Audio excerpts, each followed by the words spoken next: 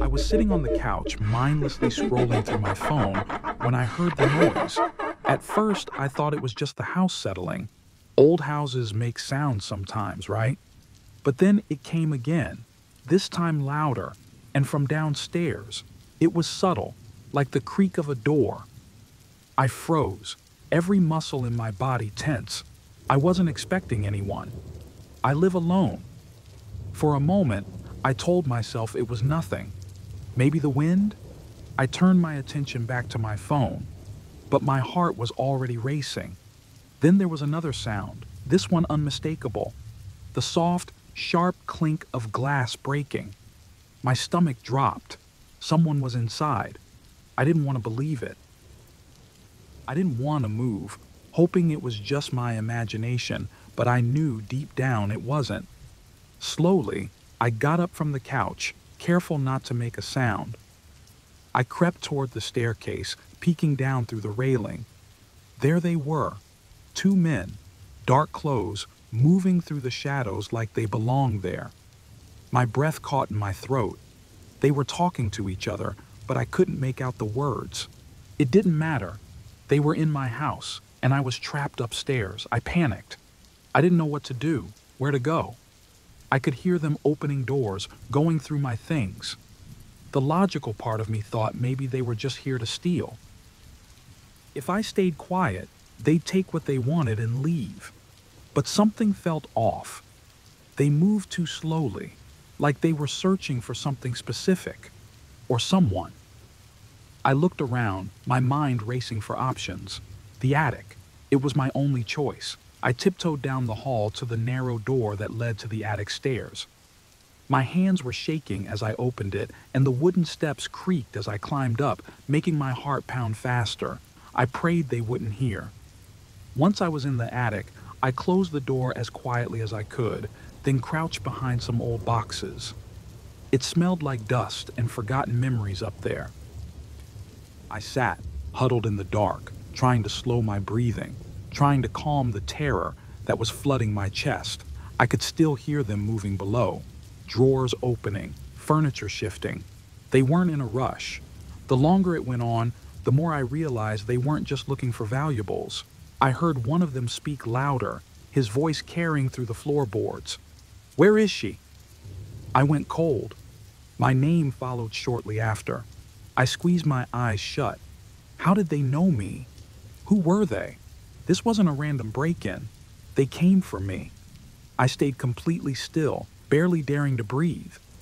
The footsteps grew closer. I heard them climbing the stairs slowly, one step at a time, like they were savoring the hunt. They checked each room methodically, their voices growing louder. I heard one of them laugh. "You think she's hiding?"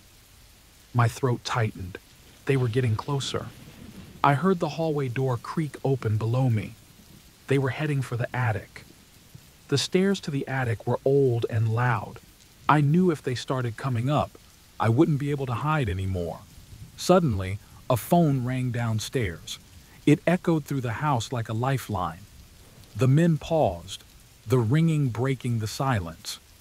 They hesitated for a moment, then one of them cursed under his breath. I heard them retreat, their footsteps moving away, the door below closing again. I exhaled slowly, relief washing over me. But it didn't last long. I couldn't hear them anymore. Were they gone? Or were they just waiting? I stayed crouched there for what felt like hours. Silence stretched on, heavy and thick. I thought about calling for help, but my phone was downstairs, on the couch where I'd left it. I couldn't stay in the attic forever. If they were still here, they could come back at any moment. And if they weren't, I had to get out before they returned. Gathering every bit of courage I had left, I carefully stood up. My legs were trembling, weak from fear and being still for so long. I opened the attic door just a crack, listening for any sound. Nothing. The house was eerily quiet now. I slowly made my way down the stairs, pausing at every creak. My heart was in my throat as I reached the hallway. The front door was closed, but something about it felt wrong. Just when I thought I was safe, I heard it. The door creaked open. I froze in place, my hand gripping the railing. "Come out!" a voice called from below. It was one of them. I could hear the grin in his voice. "We know you're still here." My heart stopped. Footsteps echoed up the stairs, faster now, more deliberate. They knew exactly where I was.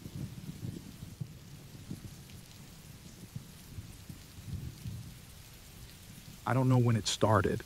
Maybe it was that one afternoon when I first saw him across the street, standing there, just watching me. At first, I didn't think much of it. People watch each other all the time, right? I told myself it was just in my head. I even laughed it off, thinking I was paranoid. But then, it started happening more often. I'd catch a glimpse of him in random places. He was always at the edge of my vision. It became this constant thing, seeing him near my apartment, at the grocery store, even when I went to work. He was never close enough to confront, but he was there. Every time I turned a corner, I'd feel him nearby, like a shadow that refused to leave. Maybe it was all in my head, I thought. Maybe I was stressed, imagining things. But one night, after a long shift, I walked out of my office building, and there he was, standing across the street again, just staring. My heart raced, but I didn't let him know I was scared. I kept walking like nothing was wrong, but my legs felt weak, and my breath came out in short bursts. My mind screamed at me to look back, but I didn't want to see him again. The next few days were worse. He stopped keeping his distance. He was closer now, too close. I'd turn around, and he'd be there, standing a few feet away, not saying a word. I wanted to ask him why he was following me, but my throat dried up each time. He was always silent, just staring with that blank expression. I reported it to the police. I walked into the station, heart pounding, trying to explain what was happening. They didn't take me seriously. No crime had been committed, they said. Just someone standing nearby wasn't enough to file a report. I could see it in their eyes. They thought I was overreacting, maybe even making it up. They told me to stay calm and contact them if the man actually tried something. I left feeling helpless, more anxious than before. So I did what anyone in my situation would do. I ran. I quit my job. I packed up my apartment in 2 days and left the city. I didn't tell anyone where I was going, not even my closest friends.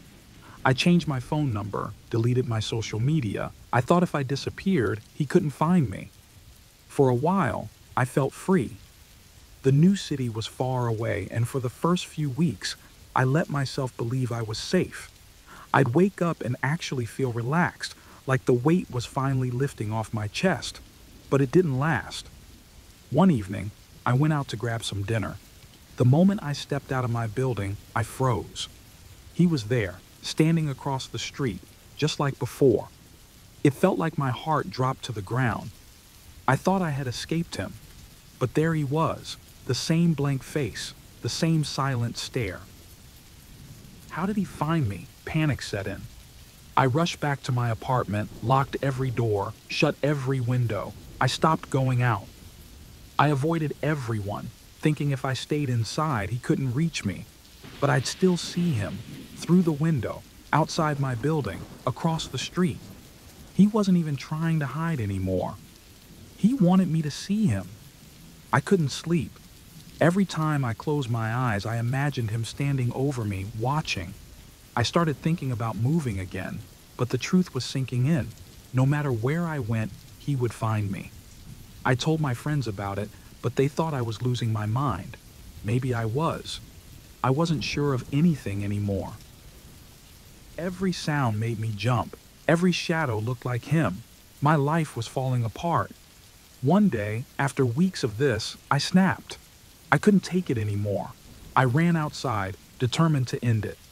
I saw him standing across the street again, as if he knew I was coming. I stormed toward him, shouting, asking him why he was doing this, what he wanted. But he didn't react.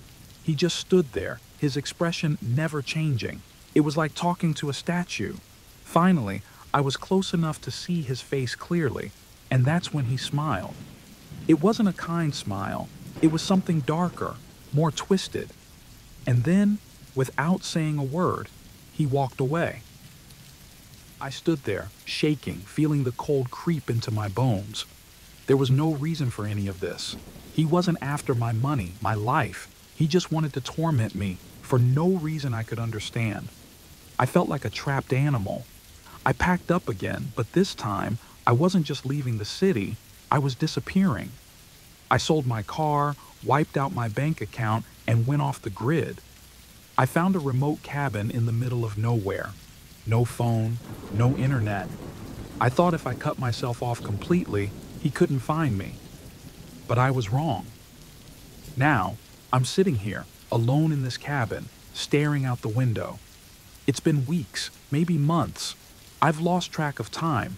I thought I had escaped.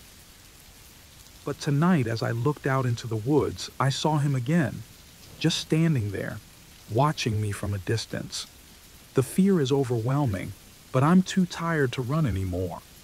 He's found me, just like I always knew he would. Maybe there's no escape from him. Maybe it's all in my head and I've already lost my mind. But the worst part is, I'll never know for sure.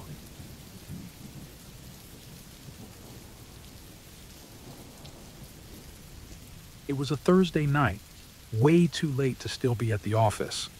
I'd lost track of time working on a report, and by the time I left, the streets were quiet, almost too quiet. I hated walking alone at night, so I pulled out my phone and ordered a rideshare. It said the driver would be there in 5 minutes. Standing there on the curb, waiting, I felt uneasy. The city at night felt different, darker, like something was watching me. My phone buzzed, a notification popping up. The driver had arrived. I spotted the car, a black sedan, pulling up to the curb. It wasn't anything special, but seeing it made me feel a little safer. At least I wasn't walking home alone. I got in the back seat, closing the door quickly. The driver didn't say anything, just stared straight ahead. That was weird, but not a huge red flag. Some drivers don't like to chat, and honestly, I was too tired to care. The car started moving, and I pulled out my phone to track the route. We weren't heading the usual way I took home, but maybe he knew a faster route. I told myself to relax. But as we drove further, I realized we were getting farther and farther from the main roads. My phone battery was low, down to 5%. I cleared my throat and asked the driver if he was sure about the route. He didn't turn around, didn't even look at me. He just said, "This is fine." His voice was cold, distant, like he didn't care at all. My stomach dropped. I glanced at my phone screen, the map now showing we were way off course.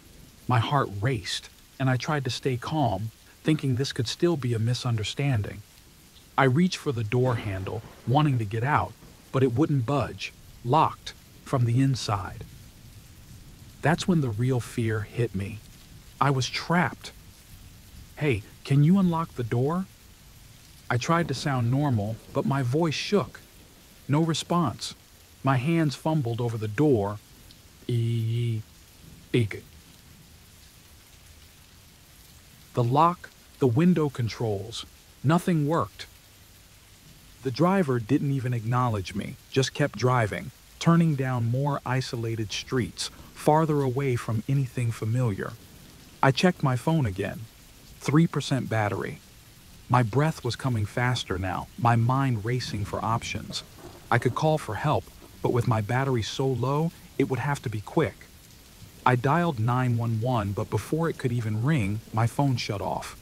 I was alone, completely alone, in this locked car with a stranger who was taking me somewhere I didn't know. I wanted to scream, but the words caught in my throat.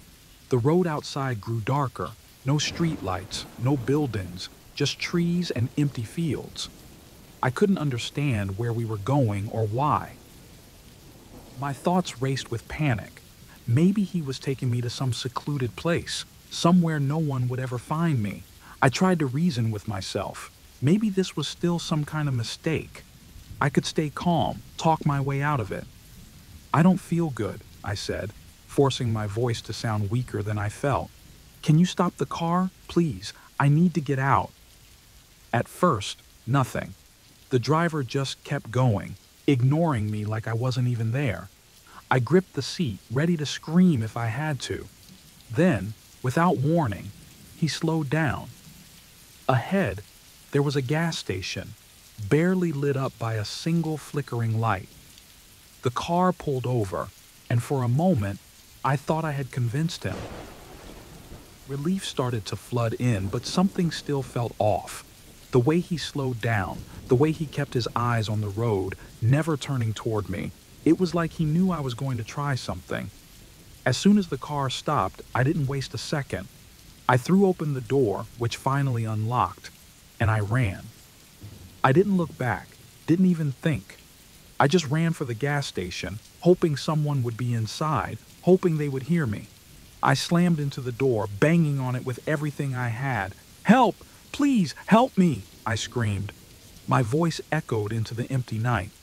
The gas station seemed closed, no lights on inside, but I didn't stop banging. The sound of my heart beating in my ears was louder than my fists against the door. Behind me, the car idled for a few seconds. I could hear the engine humming, but I couldn't turn around. I was too afraid of what I'd see. Finally, after what felt like hours, but was probably only seconds, the car sped off into the darkness, leaving me standing there, breathless and shaking. I didn't know how long I stayed there, frozen in front of the gas station. Eventually, a clerk opened the door, confused and half asleep. He called the police for me, and I sat inside trembling, trying to explain what had happened. The police showed up and I gave them all the details, the make of the car, the driver's appearance, the route we took. But when they checked, nothing matched. The license plate didn't exist, and the car wasn't registered. It was like the driver and the car had disappeared. Days later, they told me they had no leads, no way to trace what had happened that night. I kept replaying it in my mind, wondering if I had missed something, if I had done something wrong. The police couldn't help me, and soon the case was closed. But I can't forget. Every time I get into a rideshare now, I think of that night. I wonder if it could happen again, if that driver is still out there, picking up someone else.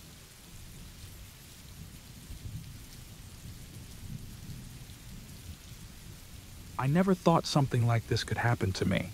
I mean, I've been doing these building inspections for years, and nothing ever goes wrong. You go in, check the place, fill out some forms, and you're done. Easy, right? But yesterday, it wasn't. The building was an old one, not abandoned exactly, but barely used anymore. I was supposed to inspect it, see if everything was still up to code. A quick job, or so I thought.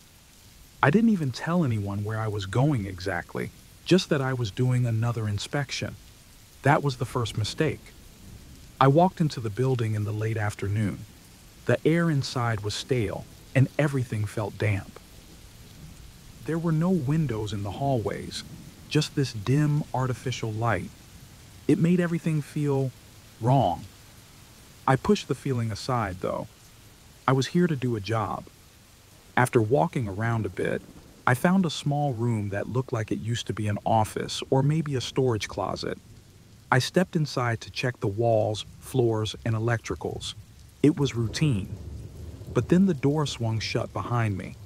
I didn't think much of it at first. Old doors close on their own all the time. But when I tried to open it again, the handle didn't move.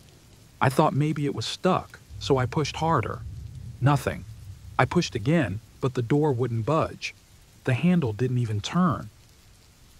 A small laugh escaped me, like this was some kind of joke. But then I reached for my phone, and that's when I realized I was in trouble.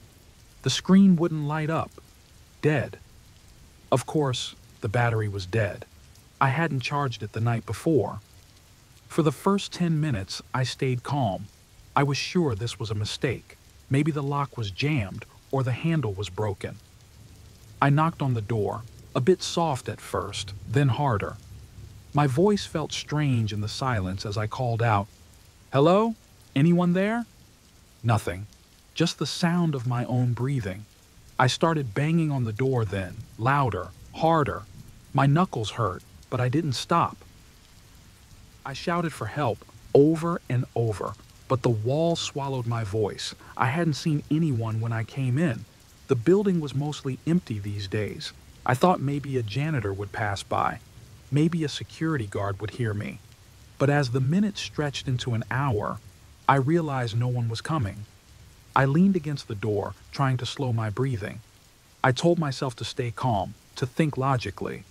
But my heart raced faster with each passing second. I remembered now I hadn't told anyone exactly where I was going. No one would think to check this place, not until my workday was over. And even then, I doubted anyone would worry right away. The panic started slowly. At first, it was just this tightness in my chest, like I couldn't take a full breath. Then my mind began racing. What if I couldn't get out? What if I was stuck here for hours, days? My stomach twisted at the thought. I tried the door again, pulling with all my strength, but it didn't even move. The room was small, cramped, and the air felt thin. I was sweating and my hands were shaking, but I couldn't stop pulling at that stupid door. It felt like time had stopped, like I was stuck in some kind of nightmare that I couldn't wake up from. After a while, I don't know how long, I stopped trying. I sat on the cold floor, leaning my back against the wall. The silence was loud, if that makes sense. The only noise was my breathing, and even that sounded too loud. My throat was dry from shouting, and I realized I was getting thirsty. I hadn't brought any water with me. I hadn't thought I'd need it. Time dragged on, and the room grew colder. I kept looking at my phone, hoping maybe it would suddenly turn on, but it stayed dead. My mouth was dry now, and the hunger started to creep in. It wasn't strong at first, just a dull ache in my stomach. But it grew worse as the hours passed. I kept thinking, someone will find me. They have to. But as the day turned into night, I wasn't so sure anymore. I had checked in with my boss earlier that morning, but if he didn't hear from me, would he just assume I was running late? I didn't even want to think about how long it could be before someone realized something was wrong. I couldn't sit still anymore. I started pacing the small room, back and forth, trying to think of another way out. The walls were solid, and there were no windows, no vents big enough to crawl through. In my desperation, I started clawing at the doorframe, trying to pry it open. But my nails just scraped against the wood, leaving marks, but no progress. I thought about the ceiling. Maybe I could get out through there? It was one of those drop ceilings, the kind with the thin panels. I managed to pull a chair over and stand on it. I pushed at the panels, but they wouldn't budge. It was like everything in this room was working against me. I don't know when the panic fully took over, but it did. I was shaking, trying to hold back tears, my mind racing with the worst thoughts. What if no one ever found me? What if I stayed here, slowly dying from thirst, hunger, and fear? I sat back down on the floor, feeling completely helpless. I had tried everything and nothing worked. My throat was burning, my stomach hurt, and I was so cold I couldn't stop shivering. I don't know how long I've been here now. It feels like days, but maybe it's just been hours. My mind keeps playing tricks on me. I keep thinking I hear footsteps outside, but when I listen closely, there's nothing. Just the silence again. I don't know how this will end or if anyone will ever find me. All I know is that I'm still here, locked in this room, waiting for someone to come. Waiting.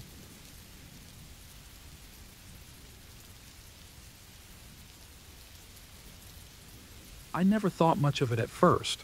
I've lived in this apartment for 2 years and the street has always been quiet. But a few weeks ago, I noticed a white van parked a few houses down. Nothing special about it, really. Just an old van. Maybe someone was visiting a neighbor. But then it didn't move. Days passed and the van stayed there, always in the same spot. It made me feel, I don't know, strange. Every time I walked by, I got that feeling like someone was watching me. You know when your skin gets that prickly feeling like something's off? I brushed it off, telling myself I was being silly. But the van didn't go away. It was always there, like it was waiting for something. Or someone. One night, I had a late shift at work. It was past 11 when I finally got out. The streets were mostly empty, and as I made my way home, I noticed the van again, parked in its usual spot. I glanced at it quickly, trying not to look too obvious, but then its headlights turned on. I froze for a second, my heart pounding, but I kept walking. Maybe it's just a coincidence, I told myself. Lots of people leave late at night, but as I crossed the street, I heard the van's engine start. I turned my head slightly, just enough to see it creeping forward, matching my pace. My legs felt like jelly, but I forced myself to walk faster, trying not to run. I could hear the soft hum of the engine behind me, always there, always close. I reached my apartment and rushed inside, slamming the door behind me. I peeked through the blinds, and there it was, the van idling outside for a few minutes before finally driving off. I couldn't shake the feeling that it had been following me. The next day, I met my friend Sarah for lunch. I told her about the van, trying to laugh it off like it wasn't a big deal. But deep down, I felt something was wrong. She didn't seem too worried. "You're just paranoid," she said with a shrug. "Probably some guy with a bad parking spot." But then, a few days later, I saw it again, outside my gym. My gym isn't anywhere near my apartment. That's when the panic really hit me. It couldn't be a coincidence anymore. It was the same van, same scratches on the side, same old, faded license plate. I felt like I was losing my mind, like I was being hunted, but no one else seemed to believe me. I told Sarah again, and she just said I was imagining things. "You watch too many horror movies," she laughed. One evening, I got home a little later than usual. As I was walking down my street, I saw the van again, parked closer this time. My stomach dropped. This time, I knew something bad was going to happen. I hurried towards my building, but before I could get there, the van suddenly pulled up in front of me, blocking my path. My breath caught in my throat as the door slid open and a man stepped out. He was tall, wearing a dark hoodie, and I couldn't see his face clearly, but I didn't need to. I felt the danger radiating from him. My legs felt frozen, like I couldn't move, but somehow I managed to turn and run. I bolted to my apartment door, fumbling with the keys, my hands shaking so bad I almost dropped them. I slammed the door shut behind me and locked it, my heart racing in my chest. I stood there, listening, and I could hear the van still outside. The engine was idling, waiting. Minutes passed, but it felt like hours before it finally drove off. I stayed by the window all night, afraid to sleep, afraid he would come back. The next day, I couldn't take it anymore. I needed to know what was going on. I spent hours online, searching for anything that matched my experience. And that's when I found it. Several women in the city had gone missing over the last few months, and in each case, there were reports of a suspicious white van seen nearby before they disappeared. I felt sick. My stomach twisted with fear. It wasn't just my imagination. This was real. The van was stalking me, and if I didn't do something, I could be next. I didn't tell anyone what I found. Part of me still thought no one would believe me, that they'd think I was exaggerating. But that night, as I was trying to sleep, I heard the sound of tires screeching outside. My heart sank. I jumped out of bed and looked through the blinds. The van was back. But this time, it wasn't just parked. The man was standing outside my door. I could hear the doorknob rattling. He was trying to force it open. Panic hit me like a wave. My hands shook as I grabbed my phone, dialing 911 as fast as I could. My voice trembled as I explained to the dispatcher what was happening, but it felt like it was taking too long. I kept hearing the rattling at the door, the man pushing harder, and I wasn't sure if the door would hold. I don't know if the police will get here in time. All I can do now is wait. I'm hiding in my bedroom and I can still hear him out there, trying to get in. I don't know what he wants, but I'm terrified of what might happen when he finally breaks through.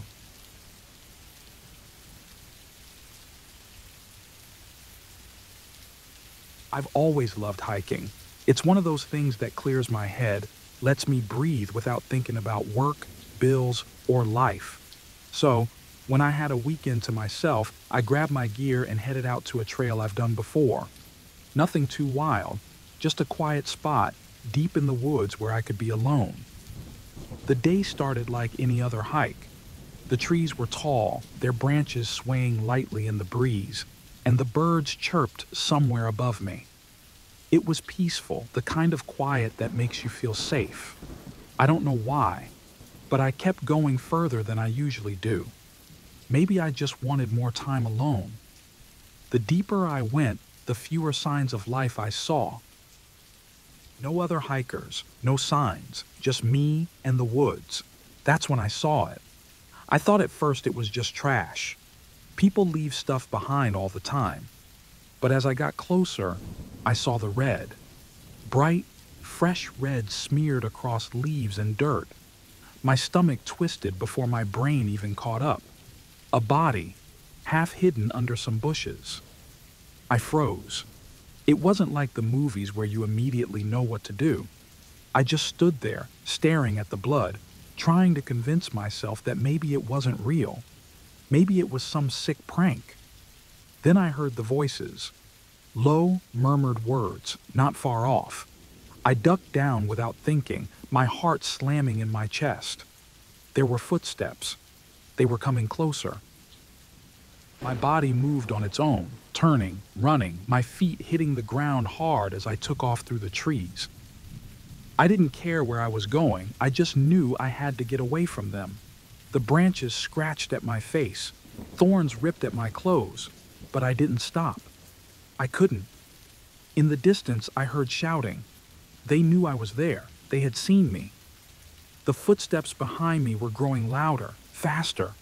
It wasn't just one person. There were at least two, maybe three. I didn't have time to look back. If I tripped, if I slowed down for even a second, I knew they'd catch me. My breath was coming in short gasps, my chest burning, but the adrenaline kept me moving. The sun was starting to go down, casting long shadows through the trees, making everything look twisted and strange. The dark was coming, and I didn't know if that would help me or hurt me. The forest felt like a maze. Every tree looked the same, and I had no idea where I was. I thought maybe I could find the trail again, but the more I ran, the more I realized how lost I was. The footsteps were getting closer again. I could hear them panting, grunting as they chased after me. There were moments when I thought they'd catch me for sure. I could feel them just behind me, the sound of their boots hitting the ground hard, almost in sync with my own. I threw myself behind a thick tree, crouching low. I could barely breathe, trying to muffle the sound of my gasps with my hand. The footsteps passed me, just a few feet away. I watched them move through the trees, shadows in the fading light. My body was shaking, and all I could think was, what if they find me? I stayed there, hidden in the dirt and leaves, listening. After what felt like hours, the forest was quiet again, but I knew better than to believe it was over. They were out there looking for me, and I didn't have much time. I needed to keep moving. My legs felt like they were going to give out, but I pushed myself up and started walking, quieter this time. My head was spinning with questions. Who were they? What had I seen? I kept thinking about the body, the blood. What if they thought I knew something? What if they just didn't want to witness? As I moved through the trees, the sun finally dipped below the horizon, plunging the forest into darkness. I couldn't see more than a few feet in front of me now. Every rustle, every crack of a branch made my heart race, but I kept moving. I didn't know where I was going, but stopping wasn't an option. At some point, I found a small clearing, just big enough for me to sit and catch my breath. My body was screaming for rest, but my mind wouldn't let me relax. I leaned back against a tree, trying to stay quiet, trying to stay calm, but my thoughts kept racing. What if no one ever finds me? What if they get to me first? I thought about my family, about how no one knew where I was. I hadn't told anyone about this hike. No one would think to look for me here. I don't know how long I sat there, but at some point I heard the crunch of footsteps again, closer this time. They weren't running anymore, but they were nearby. I pressed my back harder against the tree, holding my breath. The footsteps stopped. I could hear them talking, their voices low but clear enough. They were talking about me, about how they needed to find me before the night was over. My heart was pounding so loud in my ears, I was sure they'd hear it too. Suddenly, one of them shouted, and I knew they had found something. Maybe a footprint, maybe something I'd left behind. They were coming my way again, faster this time. I didn't wait to see how close they'd get. I took off again, running as fast as my legs would carry me, deeper into the woods, not caring if I was making noise. The trees blurred together in the darkness, my feet stumbling over roots and rocks, but I didn't stop. I couldn't stop. And as I ran, I realized I might not make it out. I didn't even know if I was going the right way anymore.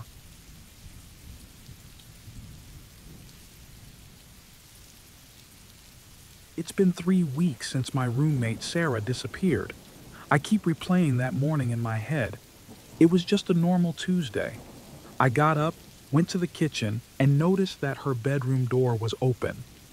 At first, I didn't think anything of it. We had early classes, and she always left before me. But by the time I got back from my last class that afternoon, she still wasn't home. That's when I started to worry. Sarah was always on time, always texting me if she'd be late. I tried not to panic, telling myself she probably just forgot her phone or went to hang out with some friends without telling me. But when she didn't come home that night, I knew something was wrong. I texted her, called her, but got nothing. I even checked her social media. No new posts, no signs of life. It was like she vanished. I thought about going to the police immediately, but people go missing all the time, and most of the time, they come back. So I waited. Maybe she just needed space.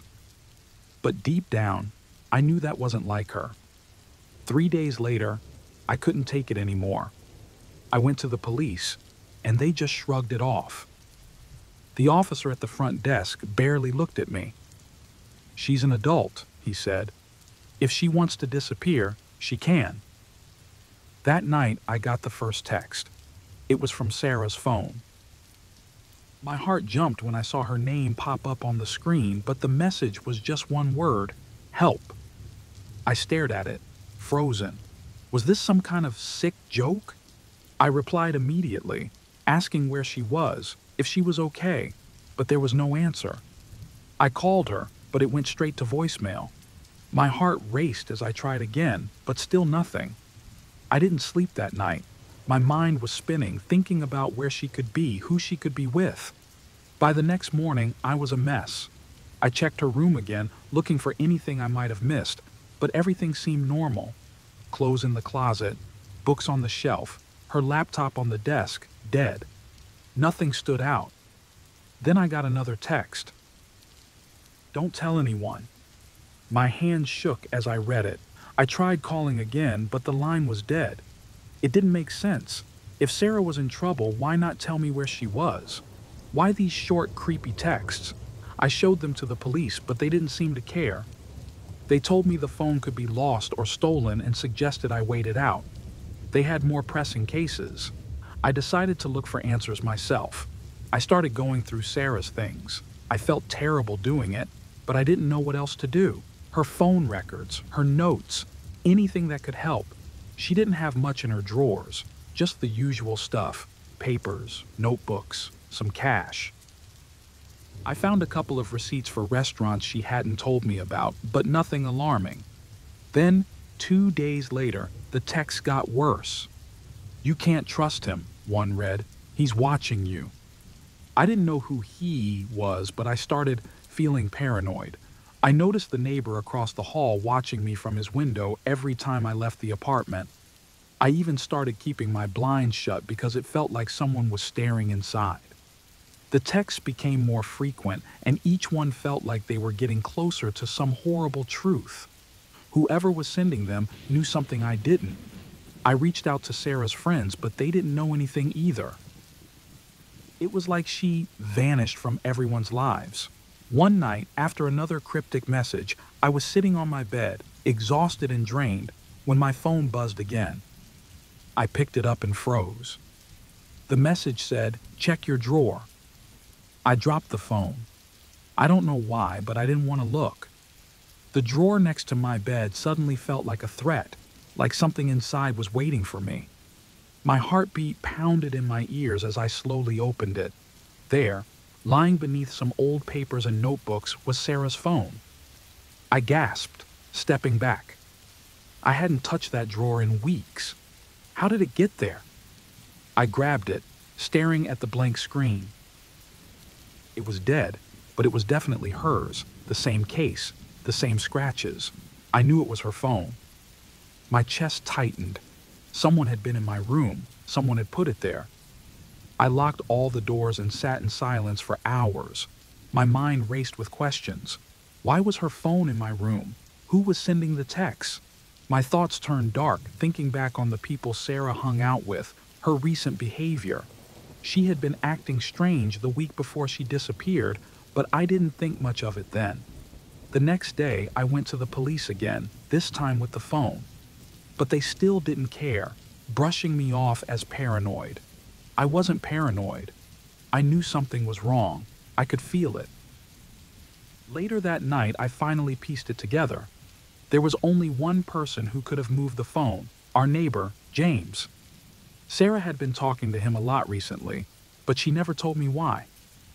I thought it was just casual, but now I wasn't sure. My mind raced, wondering what she could have been hiding from me. I knocked on his door that evening, pretending like I just wanted to talk, and when he answered, his eyes told me everything. He looked guilty, nervous. I confronted him, demanded to know what happened to Sarah, and for a moment he hesitated, like he was about to confess. But before he could say anything, my phone buzzed again. It was another text from Sarah's number. My hand shook as I opened it, dreading what it might say. "I'm still here." I looked at James, but he was already closing the door in my face, leaving me standing in the hallway, heart racing. The police finally took him in for questioning the next day, but I never got the answers I was looking for. They didn't find Sarah. They never did. And the texts? They haven't stopped.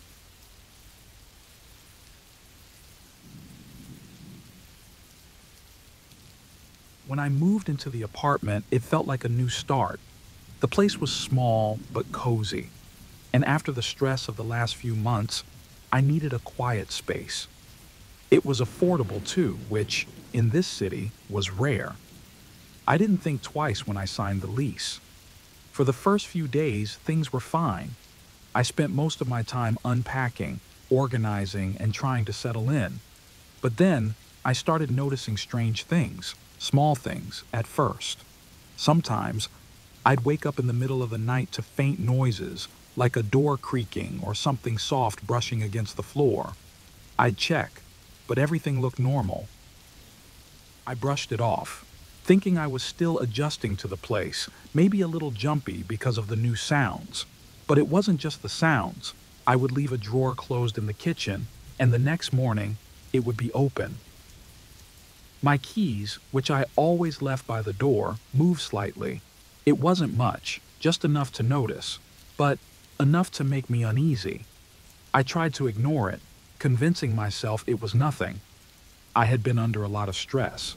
Maybe I was just being forgetful, distracted. I kept telling myself that. But the feeling of being watched, that stayed. At night, I could feel eyes on me even when I was alone.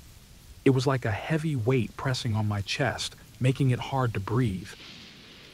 Still, I said nothing to anyone. Who would believe me? It sounded crazy. One weekend, I decided to do some deep cleaning. As I dusted the vents, I saw something strange, something shiny and small tucked behind the slats. At first, I thought it was just a nail or a screw, but when I looked closer, my heart stopped. It was a camera, a tiny black lens staring back at me. I froze, my hand still on the vent. How long had it been there? Who had put it there? The panic hit me hard. I quickly moved to check other places. I didn't know much about hidden cameras, but I knew they could be anywhere. I found another one in the living room, hidden behind a light fixture. Another one, small and almost invisible, tucked under the sink. Someone had been watching me. Someone had seen everything I did in this apartment. The idea made my skin crawl. My mind raced with questions. Was it the landlord? Someone else? I didn't know what to do. I couldn't stay there, but where would I go? I felt trapped. I called the landlord, trying to stay calm. I told him what I had found. His response was cold, almost like he didn't care. He said he didn't know anything about it, that I must be mistaken. When I pressed him, his voice got sharp. He told me I was being paranoid, that there were no cameras in his apartment, but I knew what I had seen. His reaction made me even more suspicious. He had keys to the apartment. He had access. Could it be him or someone working with him? The thought made me sick, but there was no proof. All I had were these tiny cameras, and even though I took them down, I couldn't shake the feeling that I was still being watched. I went to the police the next day. I brought the cameras with me, hoping they could help. But they said without solid evidence, without knowing who had put them there wasn't much they could do. They took a report, sure, but I could tell they didn't take me seriously. To them, I was just another paranoid renter. I went back to the apartment feeling more alone than ever. The police wouldn't help. The landlord was no use, and every time I walked into the apartment, I felt like I was walking into a trap. I kept checking the corners of the rooms, looking for new cameras, new ways someone could be watching me. I couldn't sleep, couldn't eat. It felt like my mind was unraveling. One night, after I thought I had removed all the cameras, I heard the noise again, the faint sound of something moving, almost too quiet to notice. I got up, heart pounding, and started searching the apartment again. This time, I found a new camera, freshly installed, hidden behind a bookshelf. Someone had come back. They had been here while I was out. I packed my things that night. I couldn't stay there anymore. I didn't care if I had nowhere else to go, if it meant breaking the lease. I just needed to get out. As I shoved clothes into a suitcase, I kept thinking about the landlord. He had been too quick to dismiss me, too sure I was imagining things. He knew something. I was sure of it. Just as I was about to leave, it hit me. The cameras weren't just in my apartment.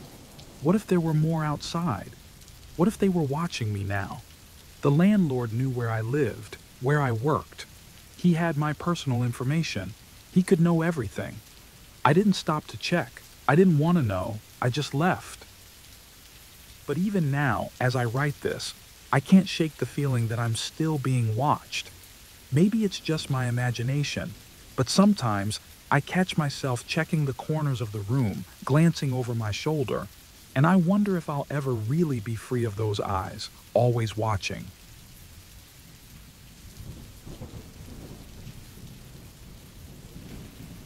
I moved into the apartment about 6 months ago. It was cheap, way cheaper than anything else I had looked at. Sure, it was small, and the building was old, but in a city where rent is ridiculous, I couldn't believe my luck. I wasn't picky. I just needed a place to live. The first few weeks were normal. The walls were thin, and I could hear my neighbors, but that's normal in places like this. At night, I'd hear the creaks of the floorboards or the pipes groaning. It made sense. It's an old building. I told myself I'd get used to it. But then, I started to notice little things. My milk was half empty when I swore I hadn't touched it in days. A spoon that I hadn't used sat in the sink. The cupboards were left slightly open when I knew I had closed them. At first, I brushed it off, thinking I was just tired and not paying attention. Living alone can mess with your mind, right? I wasn't sleeping well. Some nights I heard soft footsteps in the hallway, but whenever I checked, there was no one there.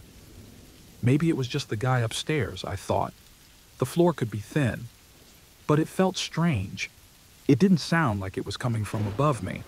It sounded closer.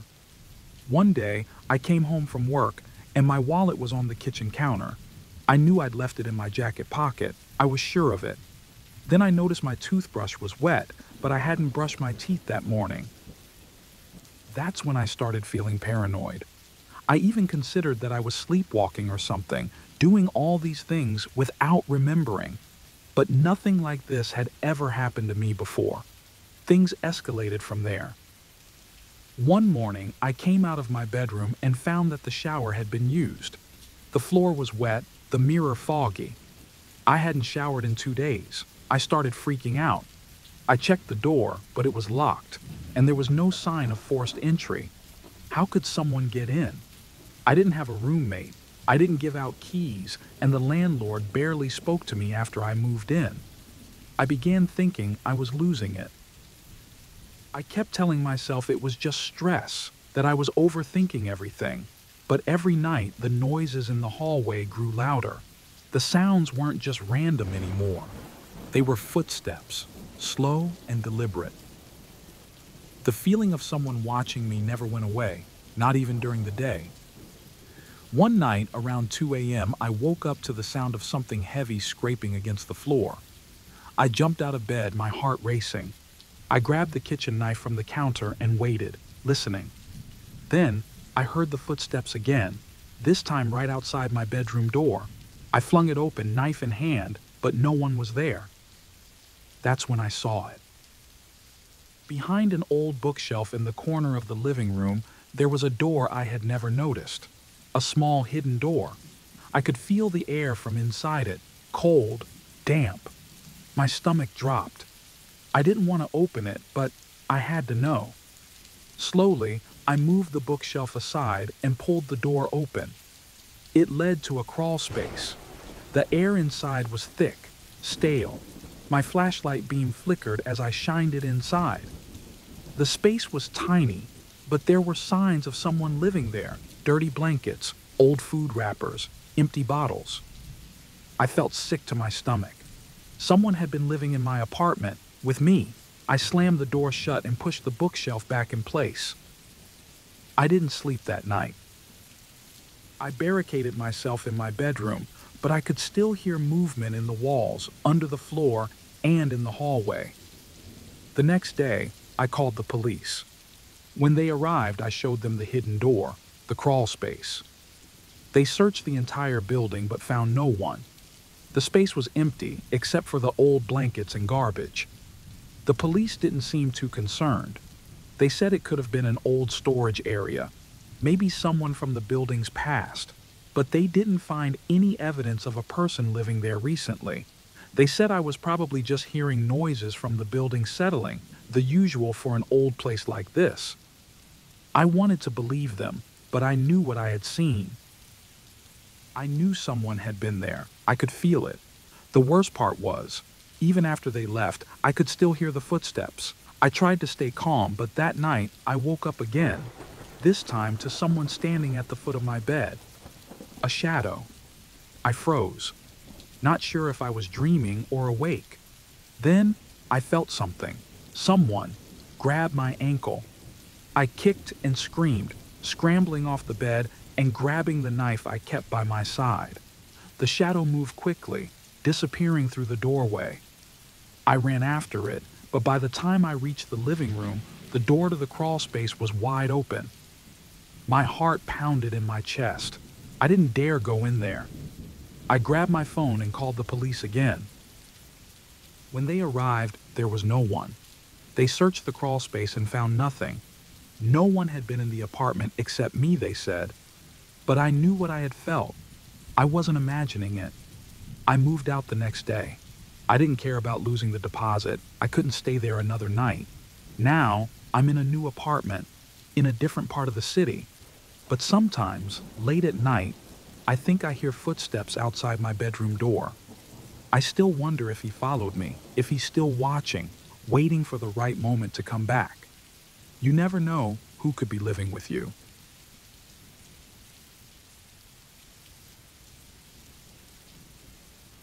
I don't usually get scared easily, but that night was different. It was late, almost midnight, and the house was so quiet. My son was already asleep in his room, tucked in under his blankets.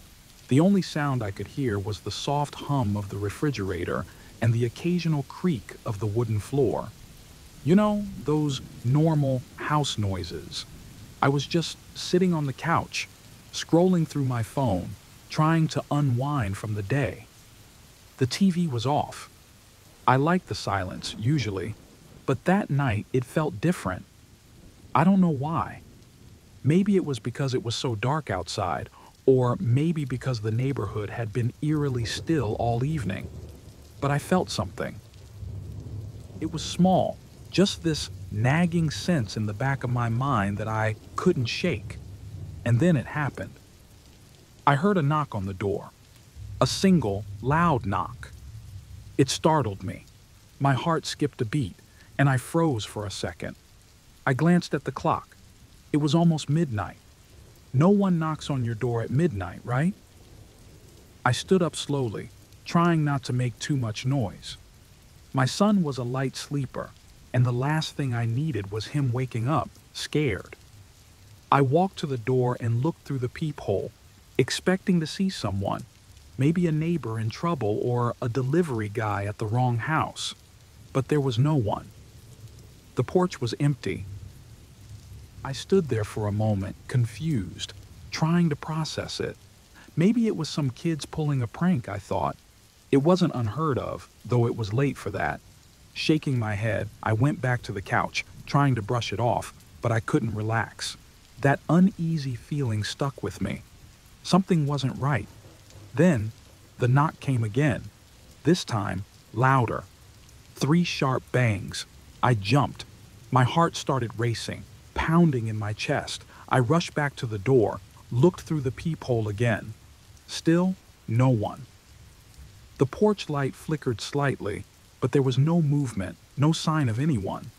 I felt a cold sweat on the back of my neck. My hands were trembling a bit as I reached for the deadbolt. I locked it, even though it was already locked. You know, just to be sure. I double-checked all the windows too. Everything was locked. But the feeling that someone was out there, watching, wouldn't go away. The knocks didn't stop. Every few minutes there'd be another one, sometimes soft, almost like a tap, and other times it was hard enough that I could hear the wood shake. Each time, I ran to the door, looked through the peephole, but there was never anyone there. My stomach was in knots. I didn't know what to do. Call the police? But what would I say? Someone's knocking on my door, but there's no one there.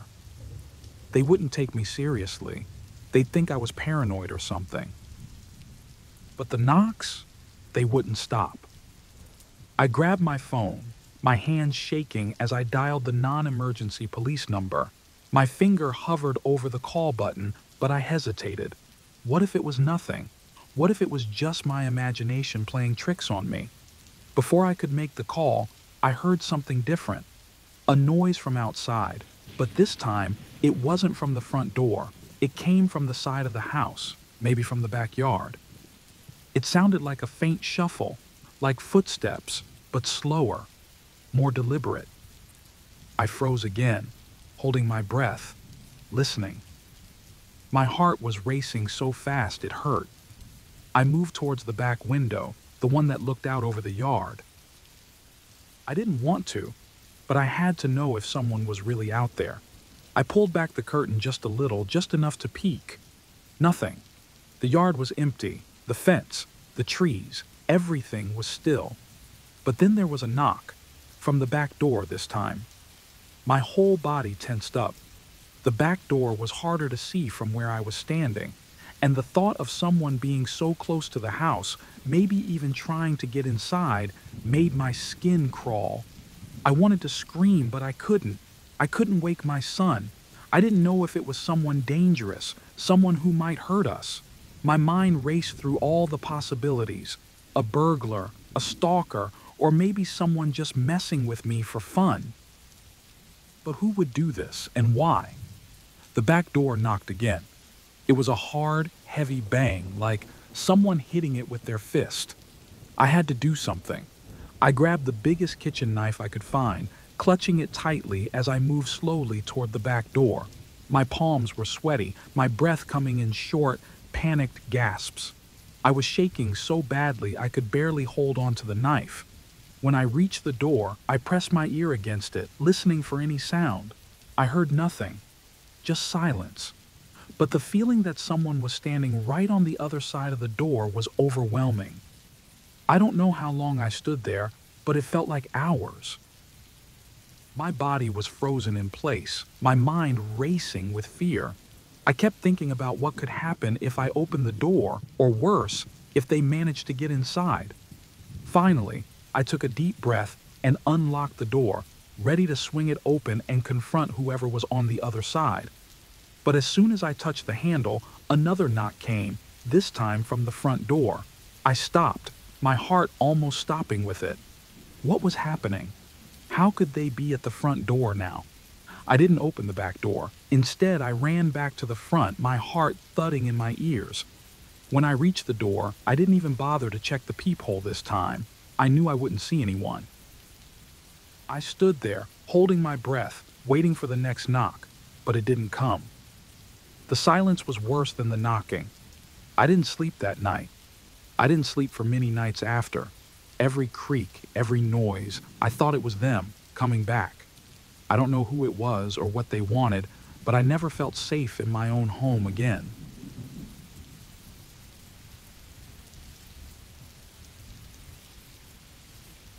We were driving home late that night, the kind of night where everything feels too quiet. The highway stretched out in front of us, barely any cars around, just darkness and the hum of the road beneath us. My girlfriend, Emma, sat next to me, scrolling through her phone, completely relaxed. I was at the wheel, replaying moments from our weekend getaway, feeling a bit sad that it was over. It had been a peaceful weekend, something we both needed. I glanced in the rearview mirror, almost out of habit, when I saw it. A pair of headlights not far behind us, matching our speed. I didn't think much of it at first, just another car headed in the same direction, I told myself. But after a while, something didn't feel right. We took a random exit off the highway and the car followed. I made another turn, then another, and each time the car behind us did the same. "Hey," I said, trying to sound calm.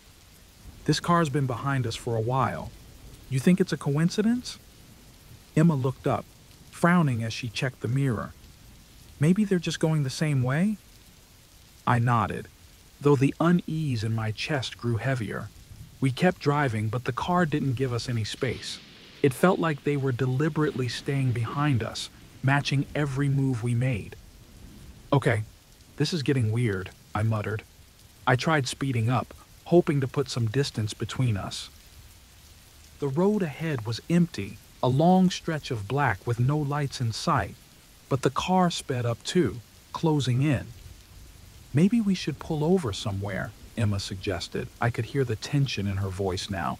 She wasn't scrolling through her phone anymore, just staring straight ahead, gripping the seat. "We can't pull over here. It's too dark, no one around." My heart was starting to race, the anxiety building up. "We just need to lose them." I pressed harder on the gas, my hands tightening around the steering wheel. The car stayed behind us, unrelenting, its headlights too close for comfort. We turned onto a side road, hoping to shake them off, but they followed. It was like we couldn't escape. Each turn, each attempt to lose them, failed. I tried calling the police, but the signal was weak. The call wouldn't go through. It felt like we were trapped, with no way out. "Try the gas station up ahead," Emma pointed. I saw it too, a small dimly lit place. It felt like a beacon in the middle of nowhere. Maybe we could stop there, and this person would just pass by. Maybe it was all just in my head. We pulled into the gas station, the car still close behind us. I parked by the pump, my breathing shallow, my mind racing, but the car didn't pass by. It stopped too, just a few feet away, its engine still running, headlights glaring at us. I felt Emma's eyes on me, and I knew what she was thinking. "What do we do?" she whispered, her voice barely audible. I didn't know what to say. My chest tightened, fear wrapping around me like a vice. I thought about confronting them, but my hands were shaking. What if this person meant harm? What if they'd been following us with bad intentions the whole time? We hadn't seen any other cars for miles, and now we were stuck in the middle of nowhere with no one to help us. Minutes passed. The driver still hadn't gotten out, just sitting there, watching us. Emma kept looking between me and the car, her breath quickening. "Maybe we should just leave, now," she said, panic rising in her voice. I was about to agree when I saw the driver's door finally open. A tall figure stepped out, moving slowly toward us. My heart pounded in my ears, and every instinct screamed at me to get out of there, but my body wouldn't move. The fear had frozen me in place. The man approached our car, raising his hand, motioning for me to roll down the window. I hesitated, but then, against all my instincts, I cracked the window open just enough to hear him.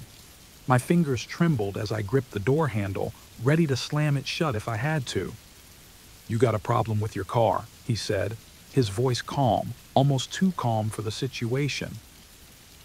"I've been trying to get your attention for miles now." I blinked, not understanding at first. "What?" I managed to say, my voice shaking. "There are sparks coming from the back. I thought your car might catch fire if you kept driving like that. You didn't notice?" He stepped back a bit, pointing toward the rear of our car. "Been trying to warn you." For a moment, the world stopped. I felt a cold, sinking feeling in my stomach. Emma looked at me, her eyes wide with disbelief. I turned and looked at the back of our car, and sure enough, faint smoke was rising from underneath. We had been so caught up in our own fear, so convinced we were being hunted, that we hadn't even considered anything else. I felt sick. All that paranoia, all that terror had twisted our minds. We thought this person was chasing us, but they were just trying to help. If we hadn't stopped, who knows what could have happened. The man gave a small nod, then walked back to his car, got in, and drove away, disappearing into the night as if nothing had happened. Emma and I sat there, stunned, the weight of what had just happened settling over us. I didn't know what to say, but one thing was clear: fear had almost been our undoing.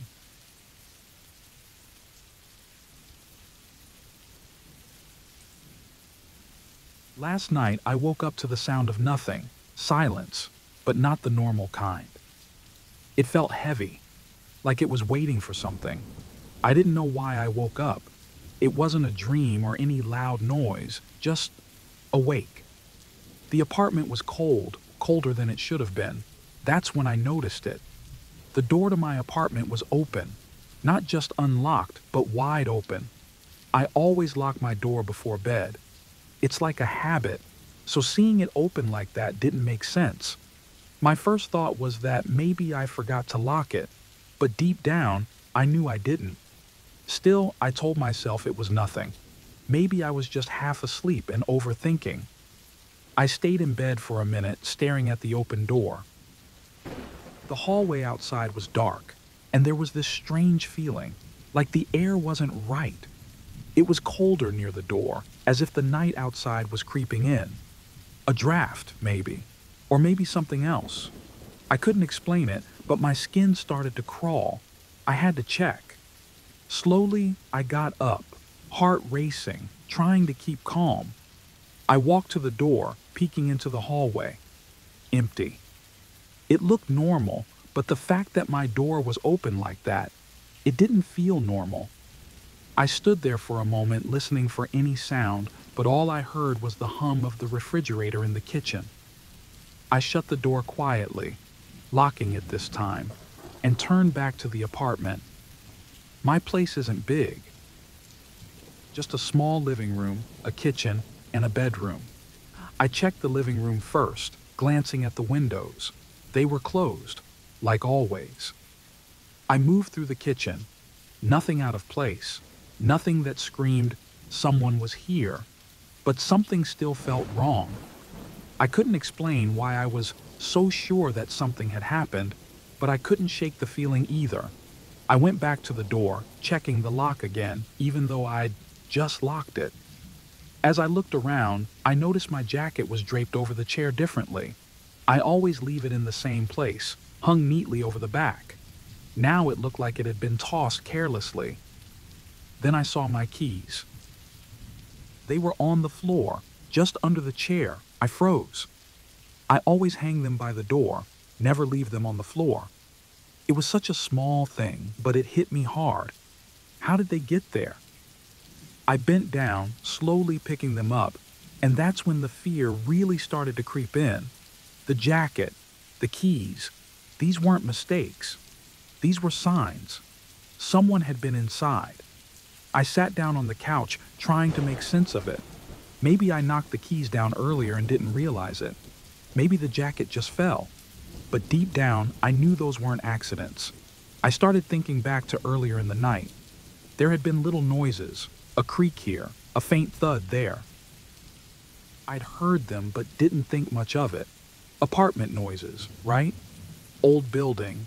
Things shift, pipes groan. But now I wasn't so sure. What if those sounds weren't the building? What if someone had been walking around, touching my things while I was sleeping? The thought made my stomach drop. I stood up, scanning the room, the shadows suddenly looking darker, corners seeming to stretch deeper.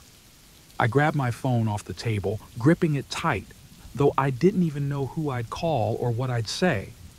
Someone was here, but I don't know where they are. Would the police even take me seriously? I decided to check everything again, starting with the windows. In the bedroom, one of them was open just a crack. I never opened that window, not ever. But now it was. I felt my pulse jump. Had they come in through the window? Were they still here? I backed away, looking around the room, half expecting to see someone hiding in the closet or under the bed. But it was just me. Or was it? My breath quickened as I moved back toward the front door. My mind raced, trying to remember the last time I saw that window fully closed. Could someone have slipped in without me knowing? My brain fought to make sense of it, but nothing was fitting together.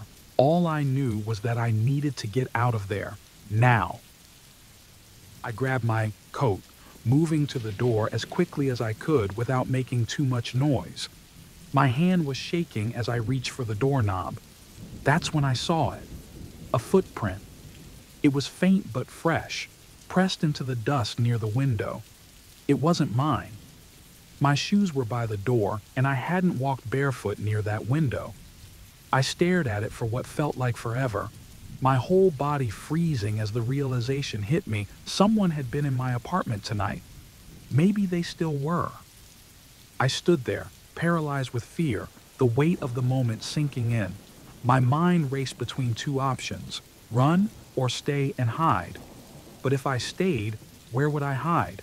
And if I ran, would they hear me? The apartment was too quiet, too still. I couldn't shake the feeling that I wasn't alone, that somewhere in the darkness, someone was watching, waiting for me to make a move. I still don't know how long I stood there, frozen, but I knew one thing for sure. My door didn't open itself, and that footprint didn't belong to me.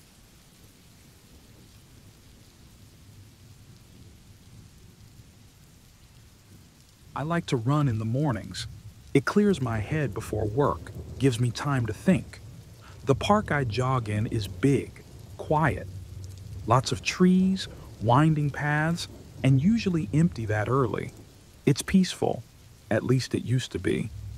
Last Tuesday, I went for my usual run. Same time, same route. The sun was just coming up, casting long shadows on the path. The air was crisp, and the world was still waking up. Nothing strange, nothing out of the ordinary. That's how it always starts, right? Normal, routine, until it isn't. I was halfway through my run when I first noticed it. Footsteps. I figured it was just another jogger behind me, no big deal. But after a minute, I realized something. The footsteps weren't fading. They were keeping pace with me. Exactly. I sped up, just a little, and the footsteps sped up too. It was weird, but I didn't think too much about it. Maybe they were just keeping a similar pace. But after a few more minutes, I couldn't shake the feeling. The sound of those footsteps, they were too close, too steady. I glanced over my shoulder. No one. The path behind me was empty, just trees and the fading mist. But the footsteps kept going, steady and clear, right behind me. My heart started to race. I told myself it was nothing, maybe an echo, maybe something to do with the trees around me. But you know that feeling? When you're being watched? When something is just wrong? That feeling started to creep in. My skin tingled, and every breath felt shallow, like the air wasn't enough. The footsteps didn't stop. I told myself I was being stupid. There was no one behind me. But every time I tried to slow down, the footsteps got louder, like they were catching up. I could feel the sweat on my back, my legs starting to burn, but I didn't slow down. I couldn't. I glanced back again. Still nothing. No one. But I swear, the sound was real. It wasn't just in my head. I wasn't imagining it. I ran faster, pushing myself harder than usual. My breath came in gasps now, my heart pounding like it was going to burst. Then the footsteps started getting louder, closer. I couldn't see anyone, but I could feel it. Someone, or something, was right behind me. I broke into a full sprint. My legs were on fire, my lungs felt like they were going to collapse, but I didn't stop. I couldn't stop. I glanced over my shoulder one more time, and that's when it happened. My foot caught on a crack in the path, and I went down hard. I hit the ground, knees scraping against the rough pavement, hands out to break my fall. For a second, everything went silent. The footsteps stopped. I froze. Lying there on the ground, my heart hammering in my chest, waiting for whoever was behind me to catch up. But when I turned around, there was no one. Just an empty path stretching out behind me, lined with trees. My breathing was ragged, my hands shaking. I stayed there for what felt like forever, just listening. The footsteps had stopped, but the feeling of being watched didn't go away. Slowly, I got to my feet, looking around, trying to figure out what just happened. And then I saw him. At first, I thought I was imagining it. A figure, far off in the trees, just standing there, watching me. He didn't move, didn't make a sound. He just stood there, half hidden by the shadows of the trees. My blood turned cold. I wanted to run, but my legs wouldn't move. I couldn't breathe. The figure stepped forward just a little, and I saw him more clearly. A man, wearing dark clothes, his face shadowed by the trees. He didn't say anything, didn't come closer. He just stared. I don't know how long I stood there, staring back. Seconds? Minutes? I don't know. Finally, I snapped out of it. My body moved on its own, and I took off running. I didn't care how tired I was. I didn't care about anything except getting out of that park. My feet pounded the pavement, every part of me screaming to move faster, to escape. I didn't look back until I was almost at the park exit. When I did, he was still there, standing in the middle of the path, far away, but not far enough. Just standing, watching. I could feel his eyes on me, even from that distance. I burst out of the park, my chest heaving, legs shaking, and I didn't stop until I was a few blocks away. I leaned against a wall, trying to catch my breath, trying to tell myself it was over. But as I stood there, panting, I heard something. A whisper. soft right by my ear. "I'll see you tomorrow." I whipped around, but there was no one there. The street was empty. I stood there, my heart pounding, trying to make sense of it. Had I imagined it? Was it just my fear playing tricks on me? I didn't go running the next morning, or the morning after that. I've started driving to work now. I avoid the park entirely. But every time I pass it, I get that feeling again, like I'm being watched. I haven't heard the footsteps since that day, but I can't shake the whisper, the promise. "I'll see you tomorrow." Maybe it was real. Maybe it wasn't. I don't know, but I haven't gone back, and I don't think I ever will.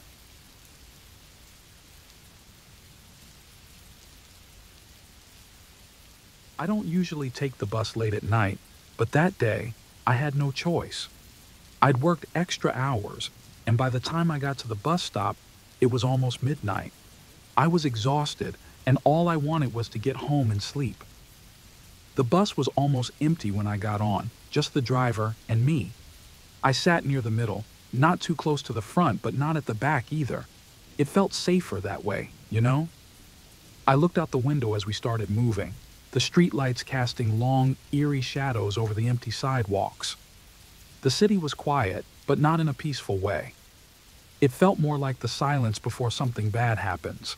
I didn't pay much attention at first. I was tired, barely keeping my eyes open, but after a while, I noticed something strange. The route didn't seem right. We should have passed my stop by now, but the bus just kept going. I looked outside again and realized I didn't recognize the streets anymore. The buildings were old, broken down, and there were no houses, just dark, empty warehouses and vacant lots. My heart started racing a little, but I tried to stay calm. Maybe the bus was just taking a detour, road construction or something. I kept telling myself it wasn't a big deal, but deep down, I knew something was off. We passed a landmark I knew, a gas station that was always busy, but the bus didn't stop. Instead, it turned into an unfamiliar street, going deeper into a part of the city I'd never been. I felt a cold knot forming in my stomach. This wasn't right. I glanced at the driver's reflection in the rearview mirror. He seemed calm, too calm. His eyes met mine for a second, and I felt a chill run down my spine. There was something in his gaze that made me uncomfortable, something I couldn't explain. Minutes passed, but they felt like hours. The streets outside got worse, completely abandoned. No cars, no lights, nothing. Just darkness. I couldn't take it anymore, so I stood up and walked to the front. My voice felt shaky as I asked, "Are we going the right way?" "You missed my stop." He didn't answer right away. He just stared straight ahead, his hands gripping the wheel tight. After what felt like forever, he finally spoke, but his voice was cold, emotionless. "Taking a shortcut," he said. A shortcut? I didn't believe him, but what could I do? My heart was pounding in my chest. I thought about getting off at the next stop, but there were no stops. We hadn't passed a single one since I got on. I sat back down, trying to calm myself, but the dread inside me kept growing. The bus kept driving, deeper into the deserted part of the city. I pulled out my phone, but there was no signal. Of course. The farther we went, the less I recognized anything outside. There were no signs of life, no houses, no people, nothing but old buildings and empty lots.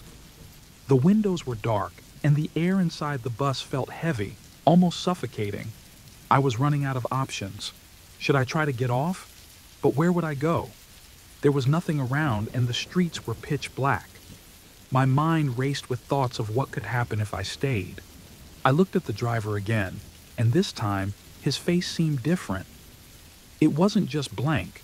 It was like he wasn't even there anymore, like he was following some plan I didn't know about. Suddenly, the bus started to slow down. My heart skipped a beat. We were pulling into an empty lot surrounded by nothing but darkness. The bus came to a complete stop. and I felt the engine shut off, leaving an eerie silence. I looked out the window, but I couldn't see anything outside. Just blackness. I didn't know what to do. My legs felt frozen, like I couldn't move. I wanted to run, but where? The driver didn't say anything for a long time. He just sat there, staring ahead. Then, without looking at me, he opened the door. The door opened to nothing. No lights, no people, no sounds. Just the open door leading to an empty street. My mind was screaming at me to get up, to run, but my body wouldn't move. The driver finally turned to look at me, his face now completely emotionless, like a mask. His eyes were cold and blank, and when he spoke, his voice was flat, almost like he was bored. "This is the last stop." I couldn't breathe. My heart was pounding so hard I thought it might burst out of my chest. I knew I had to do something, but what? My phone was useless, there was no one around, and the driver, he wasn't going to help me. For a second, I thought about just running out into the dark, but the fear of the unknown stopped me. I didn't know what was out there, and that scared me even more. But staying here, trapped with him, felt worse. I had to choose. I stood up slowly, my legs shaking. The driver didn't move, just watched me with those dead eyes. I forced myself to take a step toward the door, but the moment I did, the bus doors closed with a loud, final hiss. My body went cold. The driver's lips curled into a small, chilling smile. "Too late," he said quietly. And that's when I realized I wasn't getting off that bus.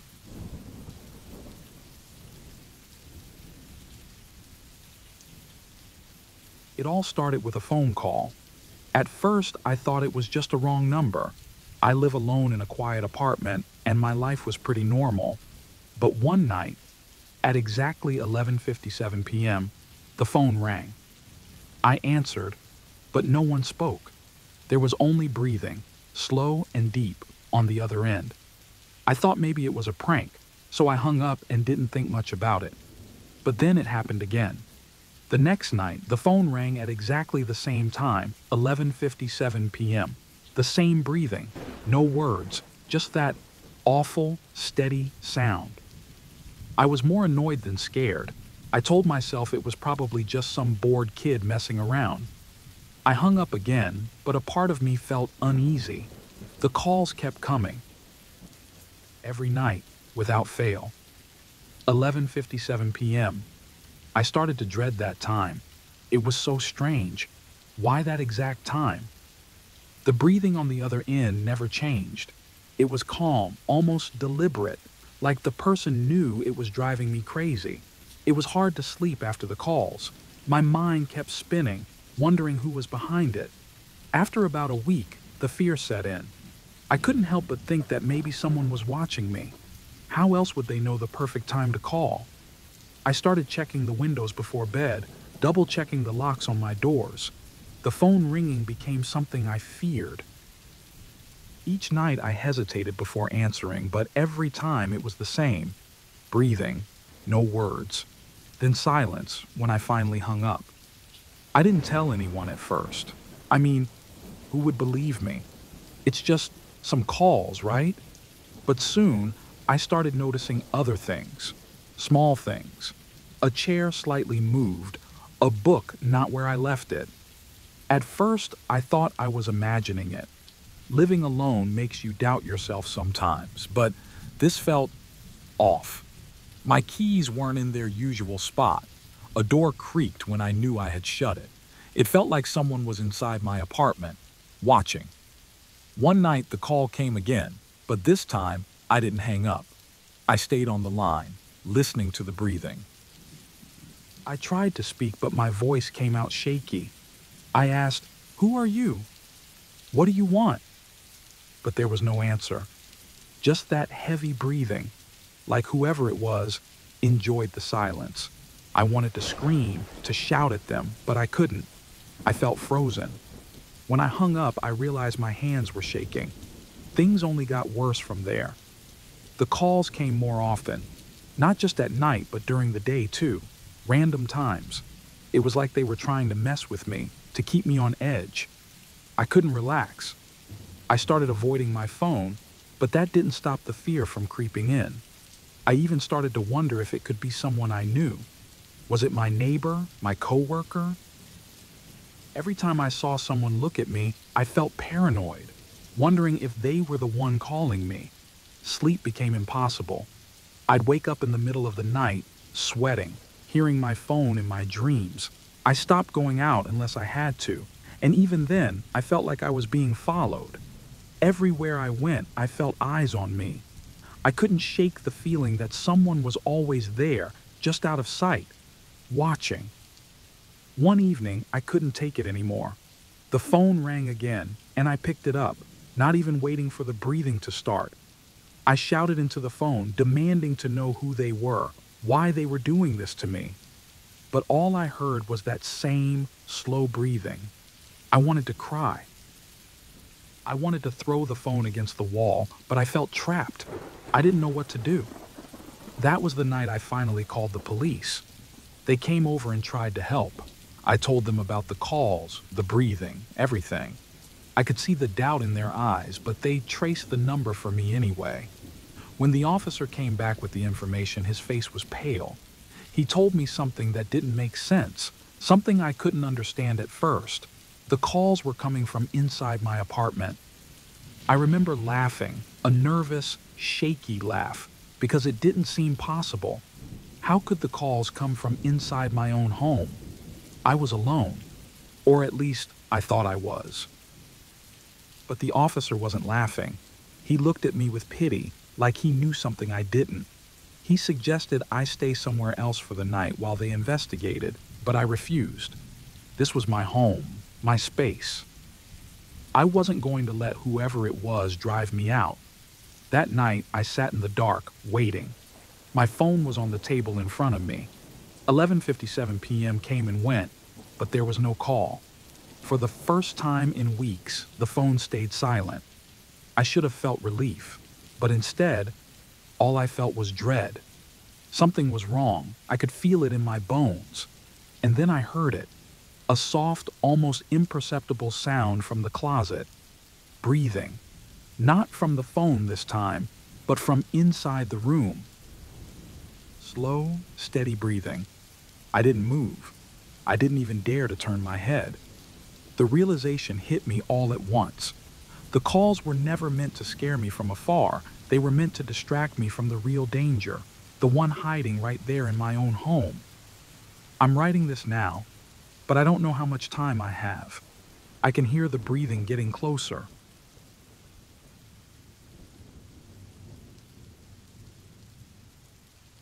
I never used to think much about my neighbors. In a city like this, people come and go, faces blur together, and everyone stays in their own world. That's why I didn't care much when the guy next door moved out and someone else moved in. He was quiet at first, never said hello or introduced himself. That's normal, right? People don't do that anymore. We all just try to live our lives. But then, I noticed him. I don't know when exactly, but one night I looked out my window, and there he was, staring at me from across the way. At first, I thought it was just a coincidence. Maybe he was looking out of his window too, like people do when they're bored. I didn't think too hard about it.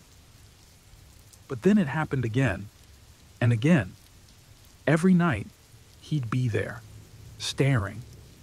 He never looked away. It was like he was watching me specifically. Sometimes I'd close my curtains and hope that would be enough, but I always felt his eyes on me. I told myself I was overreacting, that he wasn't doing anything wrong. Just a weird neighbor, nothing else. Then things started to get strange. I came home one day and my front door was unlocked. I know I locked it that morning. I'm careful about that sort of thing. I checked inside, but nothing seemed to be missing. I convinced myself that maybe I hadn't turned the lock all the way, or maybe I was just distracted when I left for work. But that uneasy feeling stuck with me. A few nights later, it happened again. This time, I was sure I locked it. My heart started racing as soon as I saw the door slightly open. I went inside, slowly checking each room. Nothing was missing, but I noticed something was different. My kitchen light was on. I remember turning it off before I left. It wasn't a mistake. Someone had been inside. I couldn't help but think of my neighbor. Every time I left the house, every time I came back, I'd see him at his window, watching, silent. It was starting to drive me crazy. I even thought about confronting him, asking what his deal was. But how would that conversation even go? Hey, could you stop staring at me every second of the day? No way. I was afraid of what he might say, or what he wouldn't. One night, it got worse. I heard footsteps outside my door, slow and steady. My heart was pounding so hard I thought whoever it was could hear it. I crept to the peephole, expecting to see an empty hallway, but there he was, standing right in front of my door, staring at it like he was waiting for something. His hand hovered near the doorknob, but he didn't knock. He just stood there, breathing softly. My stomach twisted, and I backed away from the door, praying he'd leave. Eventually, he did. But after that, I couldn't sleep. I kept waiting for something worse to happen. Every little sound in the building made me jump. I thought about calling the police, but what could I say? My neighbors staring at me and walking around outside my apartment. It sounded weak, like nothing serious, even though it felt like a huge, heavy weight pressing down on me. A few days later, I had enough. I couldn't take the stress anymore. I decided to confront him, but I'd do it in the morning when things felt less scary. I'd knock on his door, ask what his problem was, and hope that would somehow fix things. That night, I went to bed early, trying to get some sleep. But just as I was drifting off, I heard it again, the soft creak of my front door. I shot up in bed, frozen. I could hear the faintest shuffle of footsteps, like someone was moving slowly through my apartment. My hands were shaking as I grabbed my phone and thought about calling the police, but my mind raced with fear. What if it was him? What if he had finally decided to come inside? I locked my bedroom door and sat in the corner, waiting, listening. After what felt like hours, everything went silent. I opened the door, step by step, checking the apartment. The front door was still slightly open. My heart was racing, but there was no one there. The room was empty, just like before, but I knew, deep down, someone had been inside. I didn't sleep at all that night. The next morning, I decided I was done. I had to confront him. I couldn't live like this, always wondering if he was going to break in, always feeling like his eyes were on me. I walked next door, heart pounding, and knocked. The sound echoed through the hallway, but there was no answer. I knocked again, harder this time. Nothing. I waited a few minutes before finally giving up. Maybe he wasn't home. Maybe he had heard me coming and decided not to answer. As I turned back to my own apartment, I felt that chill again. The door. It was open, just a crack. I stood there, staring at it, wondering how that could be possible. I had locked it, I was sure of it. But there it was, slightly ajar, like someone had been inside, again. At that moment, I realized something. I might never know if it was him. Maybe it was all in my head. Maybe the stress, the fear, had gotten to me. But then again, maybe he was just waiting for the right moment. I haven't slept well since. TLDR. My neighbor stares at me all the time. I think he's been inside my apartment, but I can't prove it. Now I can't stop wondering if I'm being paranoid or if he's waiting to do something worse.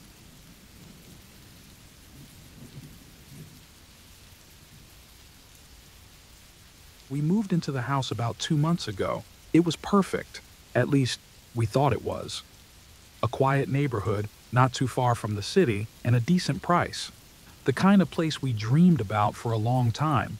Nothing too fancy, but it felt like home the minute we stepped inside. That feeling didn't last long, though. At first, it was nothing. Little creaks, noises at night. I told myself it was just the house settling, you know? Old places make weird sounds sometimes. It wasn't enough to really bother us. But then it got stranger. I remember the first night we heard the noise. We were lying in bed, almost asleep, when I heard what sounded like someone walking around in the basement. Soft footsteps, slow and steady, like someone was pacing back and forth. I nudged my partner, telling him to listen. He shrugged it off, saying it was probably the water pipes or something. Maybe I was just overthinking it. I tried to ignore it, but the sound stayed with me all night. A few days later, it happened again. Same footsteps. I went down to check, holding my breath, but of course, no one was there. I told myself I was being paranoid, that maybe it was the wind or something, but then little things started happening. I'd come home from work and notice things were out of place. A chair pulled out when I knew I had pushed it in. A door slightly open that I had closed. My partner didn't notice at first, but when I pointed it out, he just shrugged. He thought I was being forgetful. We had small arguments about it. Maybe you left it open, he'd say, but I knew I hadn't. One night, I woke up in the middle of the night. I don't know why, but I felt uneasy. Something felt wrong. Then I heard it. The sound of the basement door creaking open. My heart dropped. My partner was asleep beside me, and I knew I hadn't opened it. I lay there for a moment, frozen. The idea of someone in the house made my skin crawl. But maybe the door was loose. Maybe it just swung open on its own. I got out of bed, moving slowly, trying not to make a sound. When I got to the hallway, I saw it. The basement door was open, just a crack, enough to see the dark stairs leading down. My stomach twisted. I wanted to shut the door and forget about it, but I couldn't stop thinking about those footsteps, the noises I'd been hearing. I forced myself to walk over and close it, locking it tight before rushing back to bed. I didn't sleep much that night. The next day, I brought it up again with my partner. I could tell he was starting to get worried too, though he didn't want to admit it. We decided to keep the basement door locked from now on. But even locked, I could still hear the noises. Every night, those same footsteps, the same dragging sound. I didn't know what to think anymore. We had to check it out. That weekend, we both went down to the basement together. It felt colder than usual. I flipped on the light, but it didn't reach the far corners of the room, leaving shadows everywhere. I couldn't shake the feeling that something was watching us. As we looked around, my partner pointed to a corner I hadn't really noticed before, a dark spot behind some old shelves. We moved the shelves aside, and that's when we saw it. There was a pile of blankets and clothes, half-eaten food, and a few empty bottles. Someone had been living down here. I felt sick to my stomach. The thought of someone being down here while we slept, moving through the house, touching our things, it was too much. I wanted to run upstairs and never come back down. We called the police right away, but when they arrived, there was no sign of the person. Whoever had been living there was gone. They checked the basement, asked a few questions, and left, but nothing really felt settled. The thought stayed with me, creeping into every corner of my mind. The police assured us the person was probably long gone, but I wasn't so sure. The noises hadn't stopped. Every night I lay awake listening for those footsteps. They seemed louder now, more deliberate, like whoever it was knew we were aware of them. I made sure to lock the basement door every night, even pushing a chair against it, but the sense of dread never left me. Then one morning, we woke up, and the basement door was wide open again. My partner swore he had locked it the night before, and I believed him. My hands shook as I walked towards the basement stairs. This time, we went down together, but we didn't need to go far. There, on the wall, in the dim light, we saw it. Written in dirt, large and uneven, were the words, "I'm still here." I couldn't breathe. We left the house that day, called the police again, but it didn't matter. Whoever it was, they had disappeared again, but the message stayed. Every time I close my eyes, I see it. We haven't heard the noises in a few days, but I don't trust the silence. I can't stop thinking about the fact that for weeks, maybe months, someone had been watching us, moving through our home while we slept. We're trying to move now, but part of me wonders if it's too late. No matter where we go, I'll always feel like they're still watching, and maybe, just maybe, they are still here.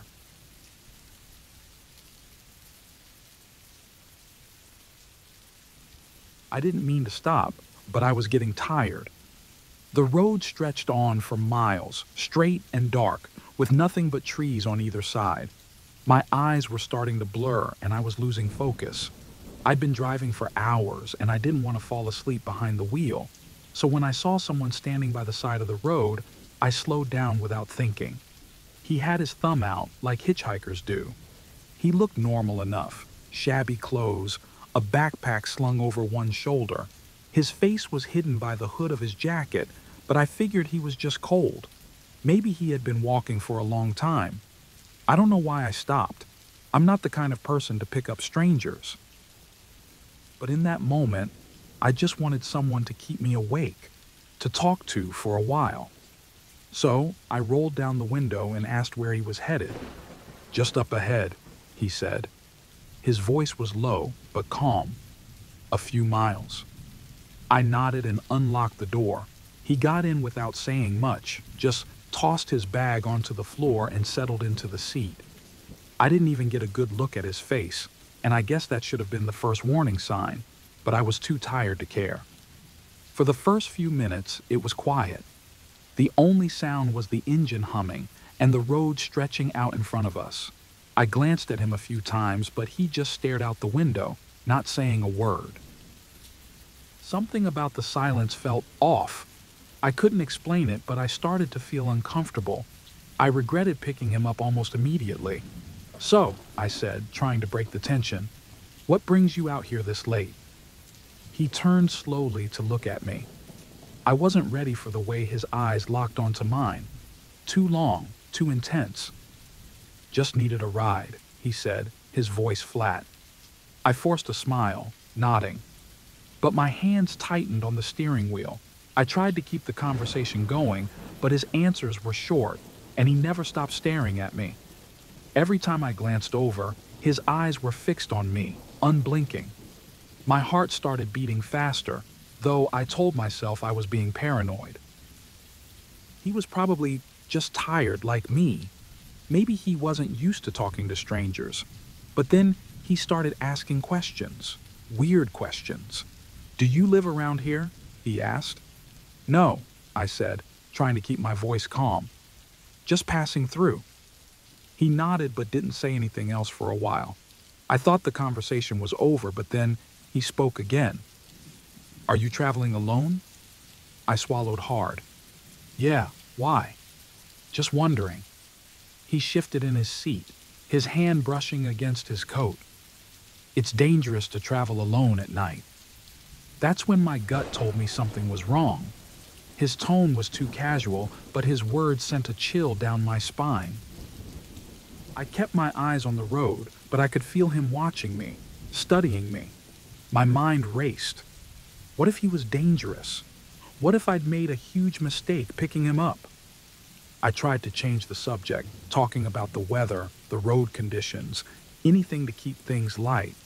But his answers got shorter, more cryptic. The tension in the car was suffocating. My heart pounded in my chest, and I couldn't shake the feeling that something bad was about to happen. Then he reached into his coat. I froze. My hands gripped the steering wheel so tight my knuckles turned white. Was he going to pull out a weapon? A gun? A knife? My mind spiraled into panic. I thought about swerving the car, throwing him off balance. But what if that made him snap? I had to get out of this. I needed a plan. "We're almost out of gas," I lied, trying to keep my voice steady. "I need to pull over at the next station." He didn't respond right away. For a moment, I thought he didn't believe me. His hand stayed in his coat, and I was ready to slam on the brakes if I had to. But then he shrugged. "Fine. Pull over." I spotted a gas station up ahead. relief flooding through me. I slowed down, hoping he'd get out of the car without any trouble. But when I pulled up to the pump, he didn't move. Are you getting out?" I asked, trying to sound casual, like I wasn't on the verge of a breakdown. He shook his head. "Keep going." My heart sank. I glanced around looking for an escape, but the station was empty. No other cars, no people, just us. My hands were shaking now. I had to think fast, but before I could make a move, I saw flashing lights in the rearview mirror, a police car pulling up behind us. Relief washed over me. This was my chance. I was safe. But when I looked at the hitchhiker, he didn't seem worried. He just sat there, calm, like nothing was wrong. The officer approached the window, shining his flashlight inside. I rolled it down, my voice shaky as I explained the situation. "Thank God you're here," I said. "I was just giving this guy a ride, but..." The officer cut me off. "Step out of the car, sir." I blinked, confused. "What? Why?" He looked at me, his expression hard.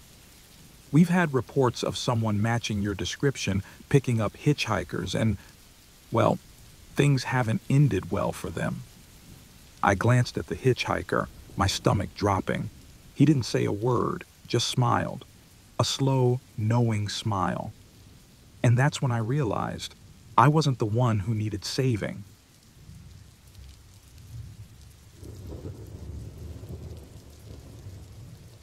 I don't know why I stayed so late that night.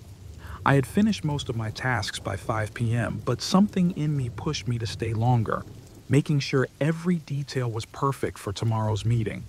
Everyone else had left the office hours ago, leaving me alone in this cold, silent space. I should have left earlier. The hum of the air conditioning was the only sound. Occasionally, the lights flickered overhead. "It's an old building," I told myself, "nothing to worry about." The dim glow from my screen was my only company as the hours dragged on. I checked the time, 9:30 p.m. It was finally time to go home. I packed my things and headed toward the main exit. When I reached the door, something strange happened. It wouldn't open. The handle turned, but the door wouldn't budge. I tried again, pushing harder, but it didn't move. The door was locked. I stared at it, confused. I had never known the doors to lock from the outside like that. I pulled out my phone to call someone, but there was no signal. Strange, since my phone always had reception in the office. I took a deep breath and walked back toward my desk, thinking there might be a mistake with the lock. Maybe someone had locked it by accident. I could try the side exit, but the further I walked, the more I noticed little things that were wrong. Papers were scattered on desks, which I could have sworn were clean before. A few chairs had been knocked over. It didn't make sense. I hadn't heard anyone come back in.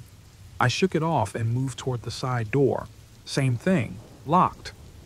I started feeling uneasy, my heartbeat speeding up. Why would both doors be locked?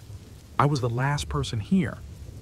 As I stood there trying to figure it out, I heard something. Footsteps. Quiet at first, then louder, coming from the hallway behind me. My breath caught in my throat, and I turned quickly. But the hallway was empty. Maybe it was just the building settling, I told myself. But the footsteps had sounded so real. I tried to push the thought away and walked down the hallway, my eyes darting to the shadows. The lights flickered again, this time more aggressively. My hand brushed against the wall as I searched for the emergency exit. I thought if I could just get out through there, everything would be fine. I found the door to the emergency exit and almost sighed in relief. But as soon as I pushed it, nothing. It didn't open. I pushed harder, throwing my weight against it. Still nothing. I tried again, and the handle broke off in my hand. My panic was real now. Every door was locked, and I was completely stuck inside. I was starting to think this wasn't just an accident. I started to retrace my steps, moving faster now, trying to figure out what was happening. Every room I passed felt wrong, as if someone had been there, moving things around while I wasn't looking. Desks that were once organized were now messy, chairs turned in different directions. It was as if someone wanted me to know they were here. My phone still had no signal. There were no landlines in the office anymore. Everything had gone digital. I was completely cut off. The footsteps came back, this time closer. I couldn't tell where they were coming from. My chest tightened as I ran back to my desk, hoping I could find something, anything that would help. But my desk was just as I left it, nothing out of place. I began to wonder if someone was playing a trick on me. Maybe one of my coworkers had a sick sense of humor. Maybe the security team was trying to scare me. But then, why lock every door? Why would they mess with my phone signal? My mind raced with possibilities, none of them good. As I searched the office, I noticed something else. In the back of one of the rooms, hidden behind a bookshelf, I found a small door. I had never noticed it before, and it definitely wasn't on any of the office floor plans. I felt a chill crawl up my spine as I moved toward it. When I opened the door, I expected to find a storage room or closet. Instead, it led to a staircase going down. I hesitated for a moment, every instinct telling me to stay away, but I had no other choice. There were no other exits. I stepped down the stairs, the air growing colder with each step. The lights flickered again, this time in a rhythmic pattern, almost like they were following me. At the bottom of the stairs, I found a small room. It was bare except for a single desk in the corner, and on the desk was a computer. The screen was already on. I moved closer, and the screen blinked. One single message appeared. "You are not supposed to be here." I froze. My heart pounded in my chest as I stared at the screen, trying to make sense of it. Before I could react, the lights went out completely, and I was left in total darkness. The only sound was my own shallow breathing, and somewhere close, those footsteps again. This time, they didn't stop. I scrambled back up the stairs, my hands shaking as I felt my way up in the dark. I reached the office level and ran to the front doors again, but they still wouldn't open. I pounded on the glass, but the building remained silent except for those damn footsteps. They were getting closer, louder, like someone, or something, was right behind me. I spun around, but the office was empty, just like before. I backed up, my body trembling, and that's when I heard it. A voice, low and cold, right next to my ear. "You won't get out." I never saw who or what said it. The last thing I remember is running toward the emergency exit, smashing the glass with my fist in a desperate attempt to break free. But before I could step through, the lights flickered one last time and everything went black. I don't know how long I was unconscious, but when I woke up, I was outside the building. No one else was around.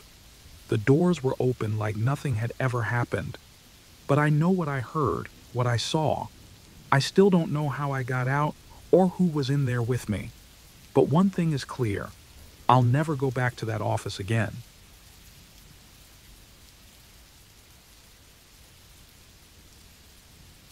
I've been working as a night shift security guard for about 6 months now. It's easy money, or at least it used to be. Most nights, nothing happens. I sit in a small room, watching monitors showing empty hallways, offices, and stairwells of a building that's completely deserted after 6 p.m. It's boring, sure, but it's peaceful too. Just me, the cameras, and my coffee. At least, that's how it was before that one night. I can't stop thinking about it. That night started like any other. It was a little after midnight and I was halfway through my shift. I'd already done my rounds, checked all the doors and windows. Everything was locked up tight. I was sitting in the security room, scrolling through my phone, glancing up at the monitors every now and then, like usual. I remember thinking about how quiet it was. Too quiet. I looked up at the camera feeds and saw something move. Just a flicker on one of the screens, the one in the east hallway. It caught me off guard. At first, I thought I imagined it. Maybe I was just tired, zoning out. But then I saw it again, a shadow passing by the camera. My heart skipped. I set my phone down and leaned closer to the monitor. There was nothing there now, just the same, still, empty hallway. Maybe it was a glitch or something with the lights. I brushed it off, but I couldn't relax after that. I kept watching the east hallway camera, waiting to see if it would happen again. A few minutes passed, and then it did. Another shadow, moving quick. It didn't make sense. I knew I had locked every door. There shouldn't have been anyone inside. But what if someone had snuck in? What if I missed something? I felt my pulse quicken. I had to check it out.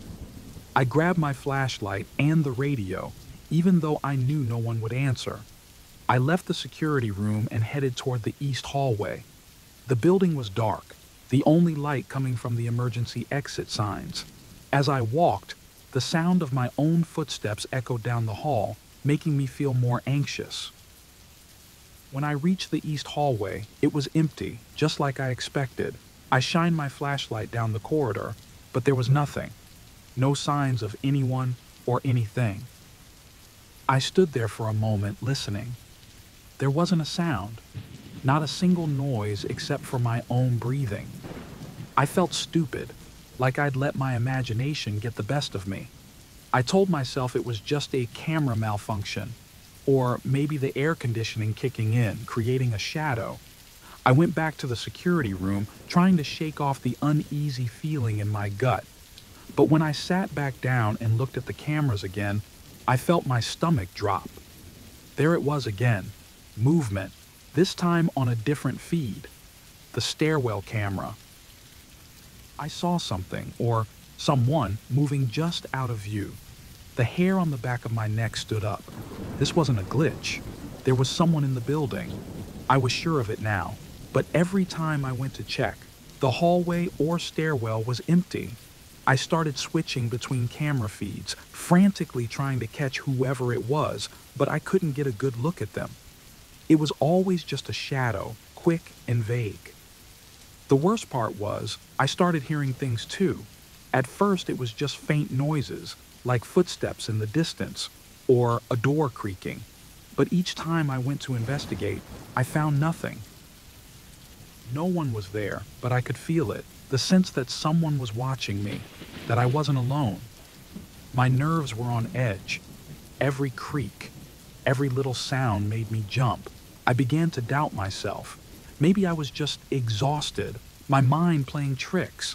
I hadn't been sleeping well lately, but at the same time, the fear was real. What if there was someone in the building? What if they were hiding? I couldn't ignore that possibility. The final straw came around 3 a.m. I was staring at the screens, feeling more tired than ever, when I saw it again. This time, it wasn't just a flicker or a shadow.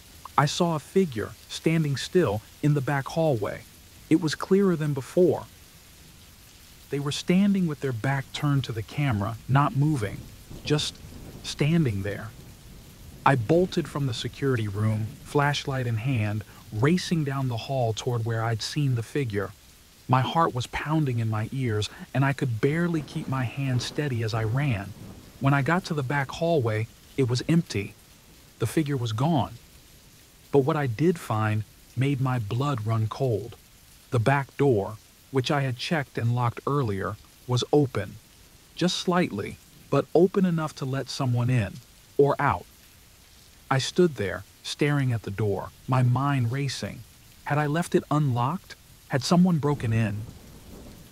Or had they been in the building the whole time, playing some sick game, leading me around like a fool?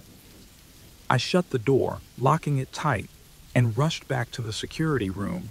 I watched the cameras for the rest of my shift, but the figure never showed up again. The rest of the night was silent, almost too quiet. I left as soon as my shift ended, barely saying a word to the day shift guard. I couldn't shake the feeling that someone had been there with me, watching, waiting. Maybe they were just messing with me, or maybe it was something more dangerous. I don't know, but I haven't been able to stop thinking about it since. Part of me wonders if I imagined it all, if the exhaustion got to me. But then I remember that open door, and the feeling of being watched, and I know it wasn't just in my head. I quit the job a week later. I couldn't go back after that night. Now, every time I walk by an empty building late at night, I can't help but feel that someone or something is inside, watching from the shadows.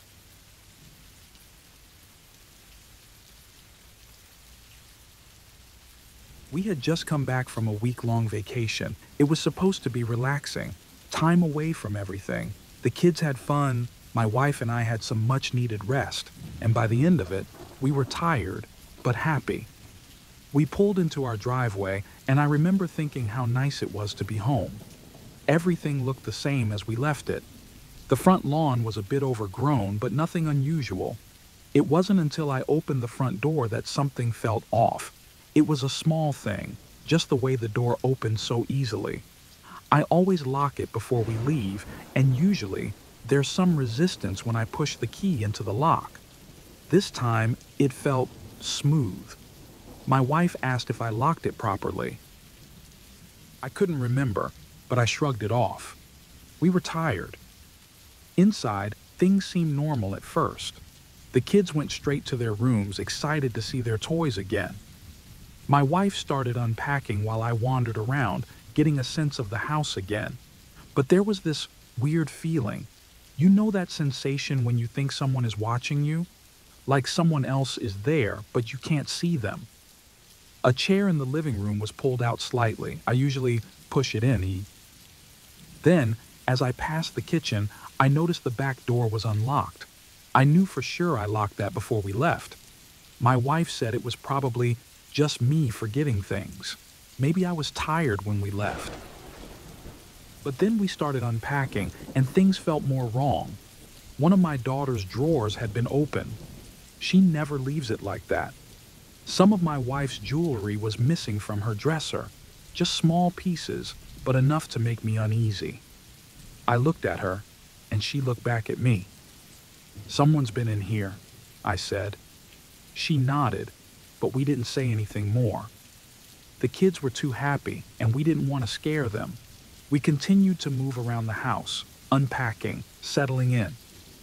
That's when I heard it, a sound upstairs, like a footstep. My heart skipped. I looked at my wife, and she heard it too. She whispered, "Maybe it's the house settling." It was an old house, and sometimes it creaked, but this didn't sound like that. It was clear, distinct, like someone walking.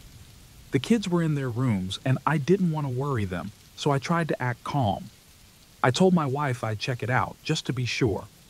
I went upstairs, slowly, trying not to make noise. As I reached the top, I heard another sound, this time from the attic. It was like someone shifting something, a chair maybe. I stood there frozen for a second, my heart pounding in my ears. I felt stupid, standing in my own house, scared. I told myself it was nothing, probably a bird or something, and went back downstairs. But things kept getting worse. My wife found some dishes in the sink, dirty dishes. We hadn't left any before the trip. Then we found an empty food container on the counter, one we hadn't used.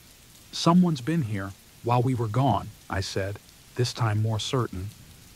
My wife was pale. The kids were still playing, completely unaware of the growing tension. We locked all the doors and end windows, but it felt pointless. Whoever had been here had been inside for days, maybe even while we were unpacking. The sounds continued, footsteps upstairs, the occasional creak.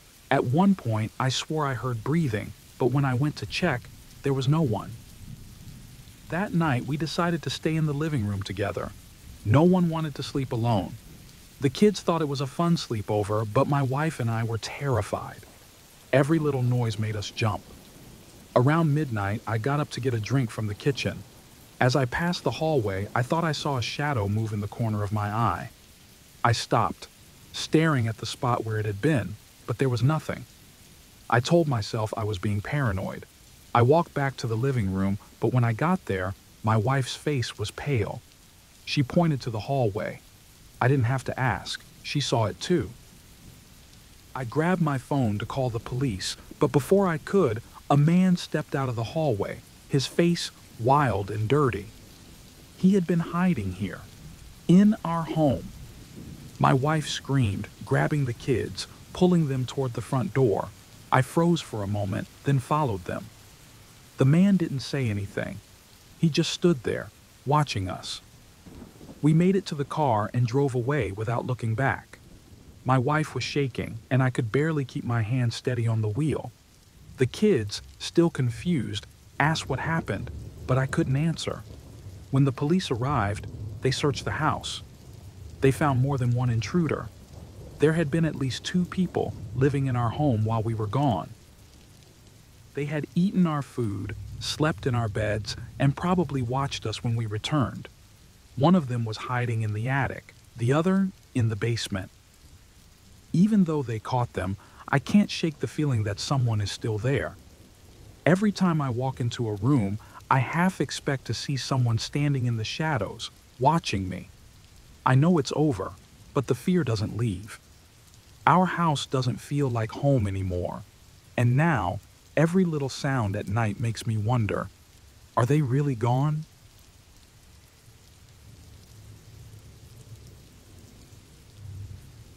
I live in a quiet neighborhood, the kind where nothing ever happens.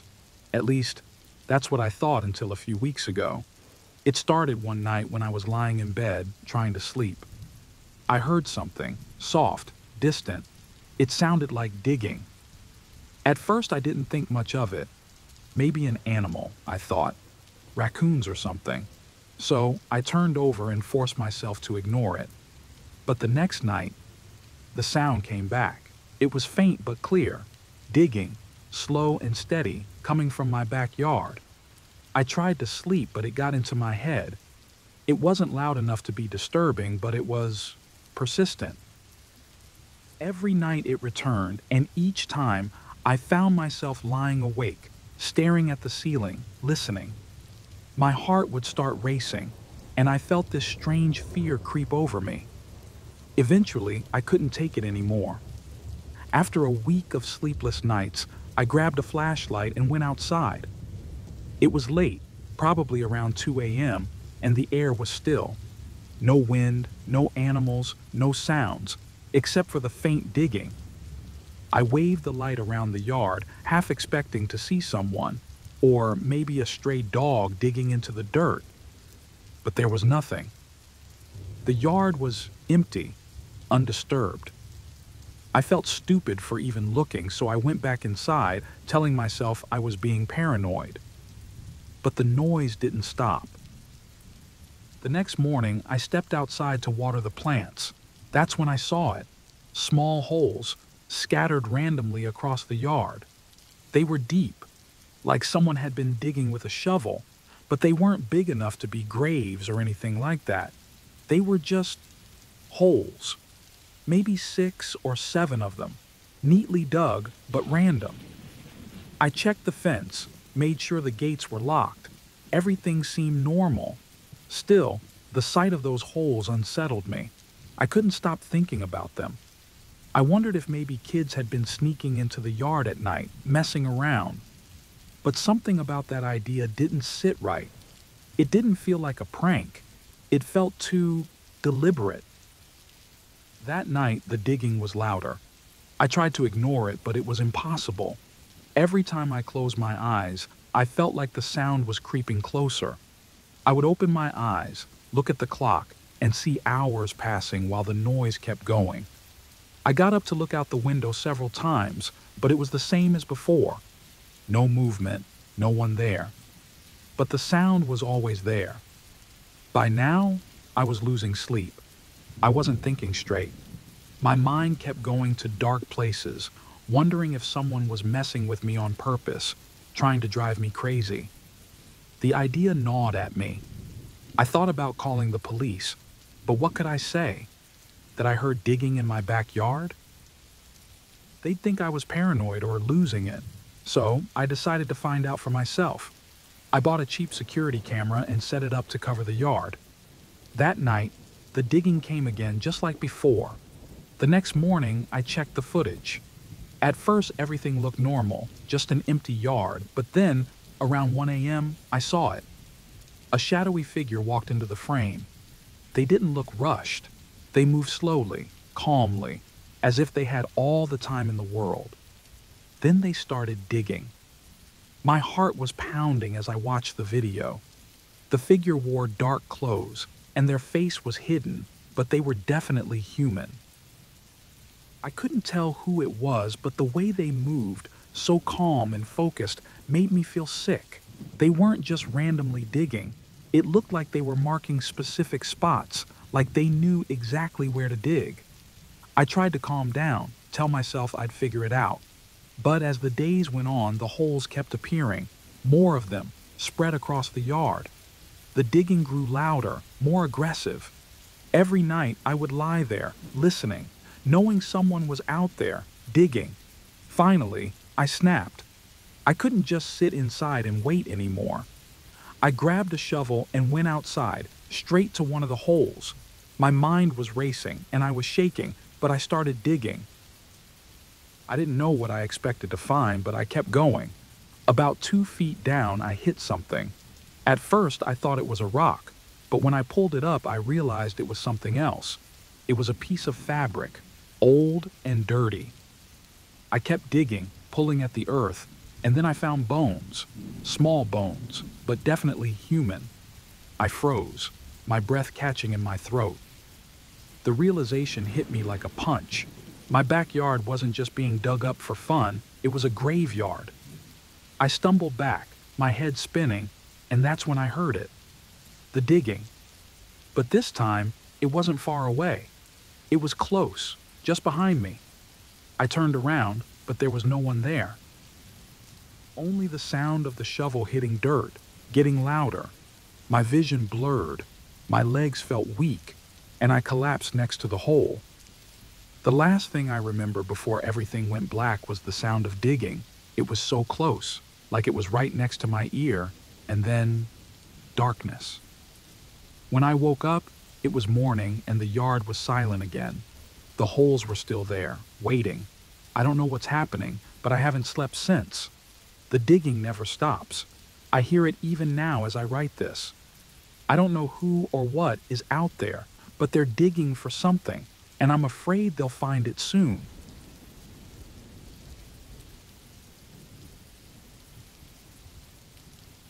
I've traveled a lot for work, so staying in cheap motels isn't new to me. Usually, I just need a place to crash, nothing fancy, and I don't care much as long as the bed is clean and the door locks. But the night I stayed at the Green Pines Motel, something happened that I still can't shake off. It was late, past 10 p.m., when I finally arrived. I had been driving for hours and was exhausted. The motel looked like something out of a bad movie. The neon sign flickered, and the whole place had a weird, stale smell. I remember thinking I just needed to sleep and leave first thing in the morning. The front desk clerk didn't help make things better. He was this older guy with greasy hair and a blank expression, barely acknowledging me as he slid the key across the counter. "Room 303, he mumbled, not even bothering to look up. As soon as I stepped into the hallway, I felt uneasy. The lights flickered, the walls were thin, and the air felt heavy. But again, I told myself it was just a place to sleep, nothing more. My room was small and shabby, but it was fine. I tossed my bag on the bed and started unpacking when I heard something strange. It was coming from the room next door, 302. At first it was soft, just a shuffling sound like someone moving furniture or maybe pacing back and forth. I paused, listening for a second, but didn't think much of it. People in motels do weird things, I told myself. As the night went on, though, the noises didn't stop. They got louder. Footsteps, soft crying, sometimes even what sounded like whispers. I started to feel uncomfortable. It didn't seem like the kind of noise you make if you're just watching TV or unpacking. It felt wrong. Still, I tried to ignore it. I was too tired to deal with it. Around midnight, I couldn't take it anymore. The crying had turned into something more like sobbing, and there were these weird thuds like someone was banging on the wall. I went to the front desk to ask if the person in 302 could quiet down. The same clerk was there, looking even more annoyed than before. When I asked him about the guest in 302, he just stared at me, his face blank. "No one's staying in that room," he said, his voice flat. I laughed, thinking he was messing with me. "I'm pretty sure there is. I can hear them." He just shook his head, staring at me like I was the crazy one. "Room 302 is empty, has been for weeks." I didn't argue with him. Something about the way he looked at me gave me the creeps, so I just went back to my room, trying to convince myself I was hearing things. But the moment I lay back down, the noises started up again. Louder this time, more banging, the sobbing even more intense. My heart was racing, and I couldn't shake the feeling that something was seriously wrong. I got up, went to the door of 302, and pressed my ear against it. The crying was faint, but it was there. I knocked, but no one answered. The door was locked. I noticed this strange smell coming from under the door, a mix of something rotten and damp. It was strong, and it made my stomach turn. I backed away quickly and went back to my room, now feeling more scared than tired. I barely slept that night. Every time I closed my eyes, I heard something new, scratching, whispers, more banging. I thought about going back to the front desk, but something in me just didn't want to deal with that creepy clerk again. By the time the sun came up, I was on edge, exhausted, and more confused than ever. When I stepped outside in the morning, police cars were parked in front of the motel. A few officers were talking to the front desk clerk, who now looked pale and nervous, a far cry from the guy who ignored me the night before. My curiosity got the better of me, so I walked over to see what was going on. One of the officers was saying something about a body. My blood ran cold. They found a body in room 302.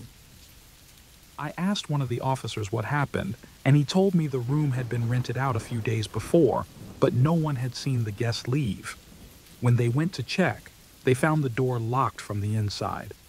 The officer said the guest had been dead for days, maybe a week.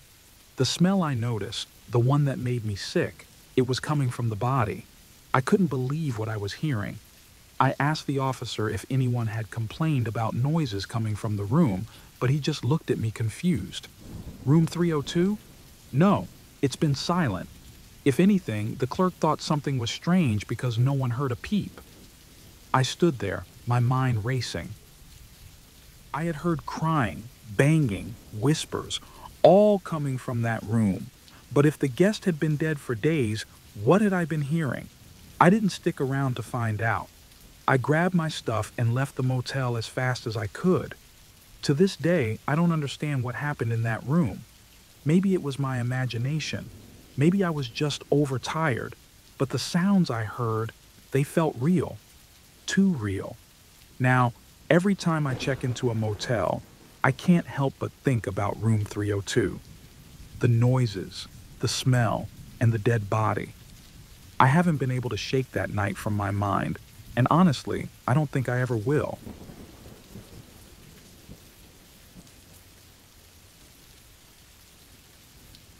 I woke up in complete darkness. At first, I thought I was in my bedroom, but something was wrong. I couldn't move much, barely any space to stretch my arms or legs. I tried turning over, but hit a hard, flat surface above me. That's when I noticed the air. It was thick, heavy. I tried taking a deep breath, but it felt like the air was running out. That's when the panic hit. My hand shot out in front of me, feeling wood, solid, cold wood. I banged against it, hoping this was just some bad dream, but it didn't change. My heart started pounding faster, and I felt the walls around me, wood on all sides, close, tight, and underneath me, dirt. That's when it hit me like a punch to the gut. I was underground. I had been buried alive. I started kicking and slamming my fists on the lid above me, hoping, praying someone would hear me. But there was nothing. No echo, no response. I screamed, but the sound felt dead in the small space. The coffin, it had to be a coffin, was sealed tight. I couldn't tell how deep I was, but I knew if I didn't do something fast, I would run out of air. My breathing grew faster, which only made it worse. I tried to remember how I got here. The last thing I could think of was being at the bar with my friends. We were having drinks, laughing, nothing unusual. But now, I was here, buried alive with no way out. Had something happened? Maybe I blacked out? My head hurt just trying to make sense of it. Why would anyone do this? I started scratching the wood above me, hoping maybe it was old and weak. My nails dug into the wood, splinters breaking off into my skin, but I didn't care. I needed to get out. But no matter how hard I clawed, it wasn't enough. I couldn't break through.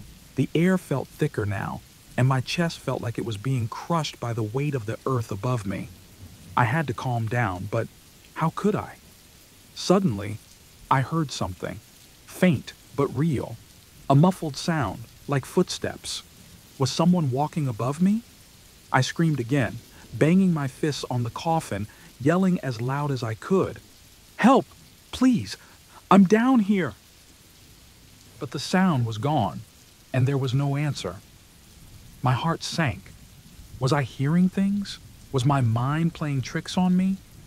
The panic came back harder this time. I couldn't stay calm. My fingers ached from scratching the lid, and my breath was coming in short gasps. I started to feel lightheaded, my vision going blurry. But then, a memory flashed in my mind. The guy from the bar. A few nights ago, we had a fight, some stupid argument. I didn't even take it seriously at the time. But he had said something like, "You'll regret this." Was this him? Did he do this to me? The idea made me sick. Could someone really hate me enough to do this? Bury me alive just because of some dumb argument? My mind started spinning. What if it wasn't him? What if I just drank too much and this was some horrible mistake? I couldn't even trust my own thoughts anymore. My body was getting weaker. I knew I didn't have much time. The air was almost gone, and my head was pounding like it would explode. I couldn't die here. Not like this. I had to do something. I pressed my feet against the bottom of the coffin and pushed up with all my strength, trying to break the wood. But it didn't budge. I screamed again, but my voice was so weak now it barely made a sound. My hands shook as I reached up again, digging into the wood. I didn't care about the pain anymore. I had to try. I started digging with my hands, tearing at the wood, then the dirt that was slowly pouring in. I could feel my nails ripping off, blood mixing with the soil, but I kept going. The dirt was falling into my face, my eyes, my mouth. I spat it out, choking as I tried to keep digging. But the more I dug, the more the dirt came back. I was just making it worse. My arms felt like lead, my body too heavy to keep moving. My breathing was shallow now, and I could barely keep my eyes open. I wanted to fight, but I had no strength left. My hands fell to my sides, covered in dirt and blood. This was it. I couldn't escape. The thought hit me hard, filling me with a cold, deep fear. I was going to die down here, alone, in the dark. But just as I felt everything slipping away, I heard something. It was faint, like before, but this time it was closer. A scraping noise, like metal against dirt. I tried to move, but I couldn't. Was it real, or was my mind playing tricks on me again? I forced myself to listen, straining to hear. The sound came again, this time louder, closer. Was someone digging? Was help finally coming?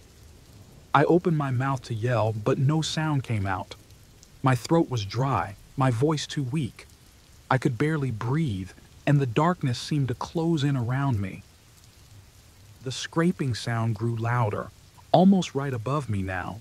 But then, everything started to fade. My vision went dark, my body heavy and numb. I tried to hold on, to stay awake, but it was too much. The last thing I heard was the faint sound of digging before everything went silent.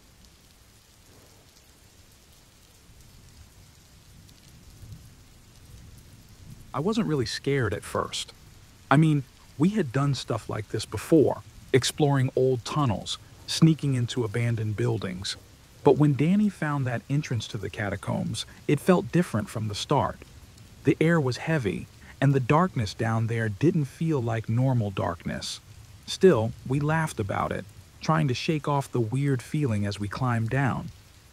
There were 5 of us: me, Danny, Tom, Lena, and Jess. We had flashlights, a map Danny printed off some website, and enough snacks to last a while. We joked about getting lost, but I don't think any of us really thought we would. It was just another adventure, like the others we had done before. At first, it was fun. The walls were covered in strange graffiti, some of it old, some newer. Lena kept stopping to take pictures, her phone's flash bouncing off the cold stone walls. We took turns leading, following the map. After about an hour, the tunnels all started to look the same. Every corner felt like we'd passed it before, but the map didn't show any turns we hadn't already taken. That's when Danny said, "I think we missed a turn back there." He pointed at the map, but it didn't make sense. We hadn't taken any side tunnels, so how could we be lost? "We'll just retrace our steps," Jess said, her voice calm. She was always the sensible one, keeping us steady when things went wrong. So we turned around, confident we'd find our way back. We didn't. The tunnel stretched on forever. It felt like every turn led us deeper, and then the map stopped making any sense at all. "I don't get it," Danny muttered, turning it around like flipping it would help. But it didn't matter because soon after that, our phones lost signal. No maps, no GPS, nothing. We were truly on our own. The air started to feel colder, the light from our flashlights barely cutting through the dark. That's when we first heard the noises. At first, it was just a soft clank, like metal scraping stone. I told myself it was probably just an old pipe, maybe water dripping somewhere. But then came the whispers. At least that's what it sounded like, a distant, low murmur coming from deep inside the tunnels. We couldn't make out the words, but the sound was enough to send chills down my spine. "Do you hear that?" Lena whispered, stopping in her tracks. We all went quiet, listening. Footsteps echoed behind us, but when we turned, there was no one there. It was Jess who disappeared first. We had stopped to check the map again when we realized she wasn't with us.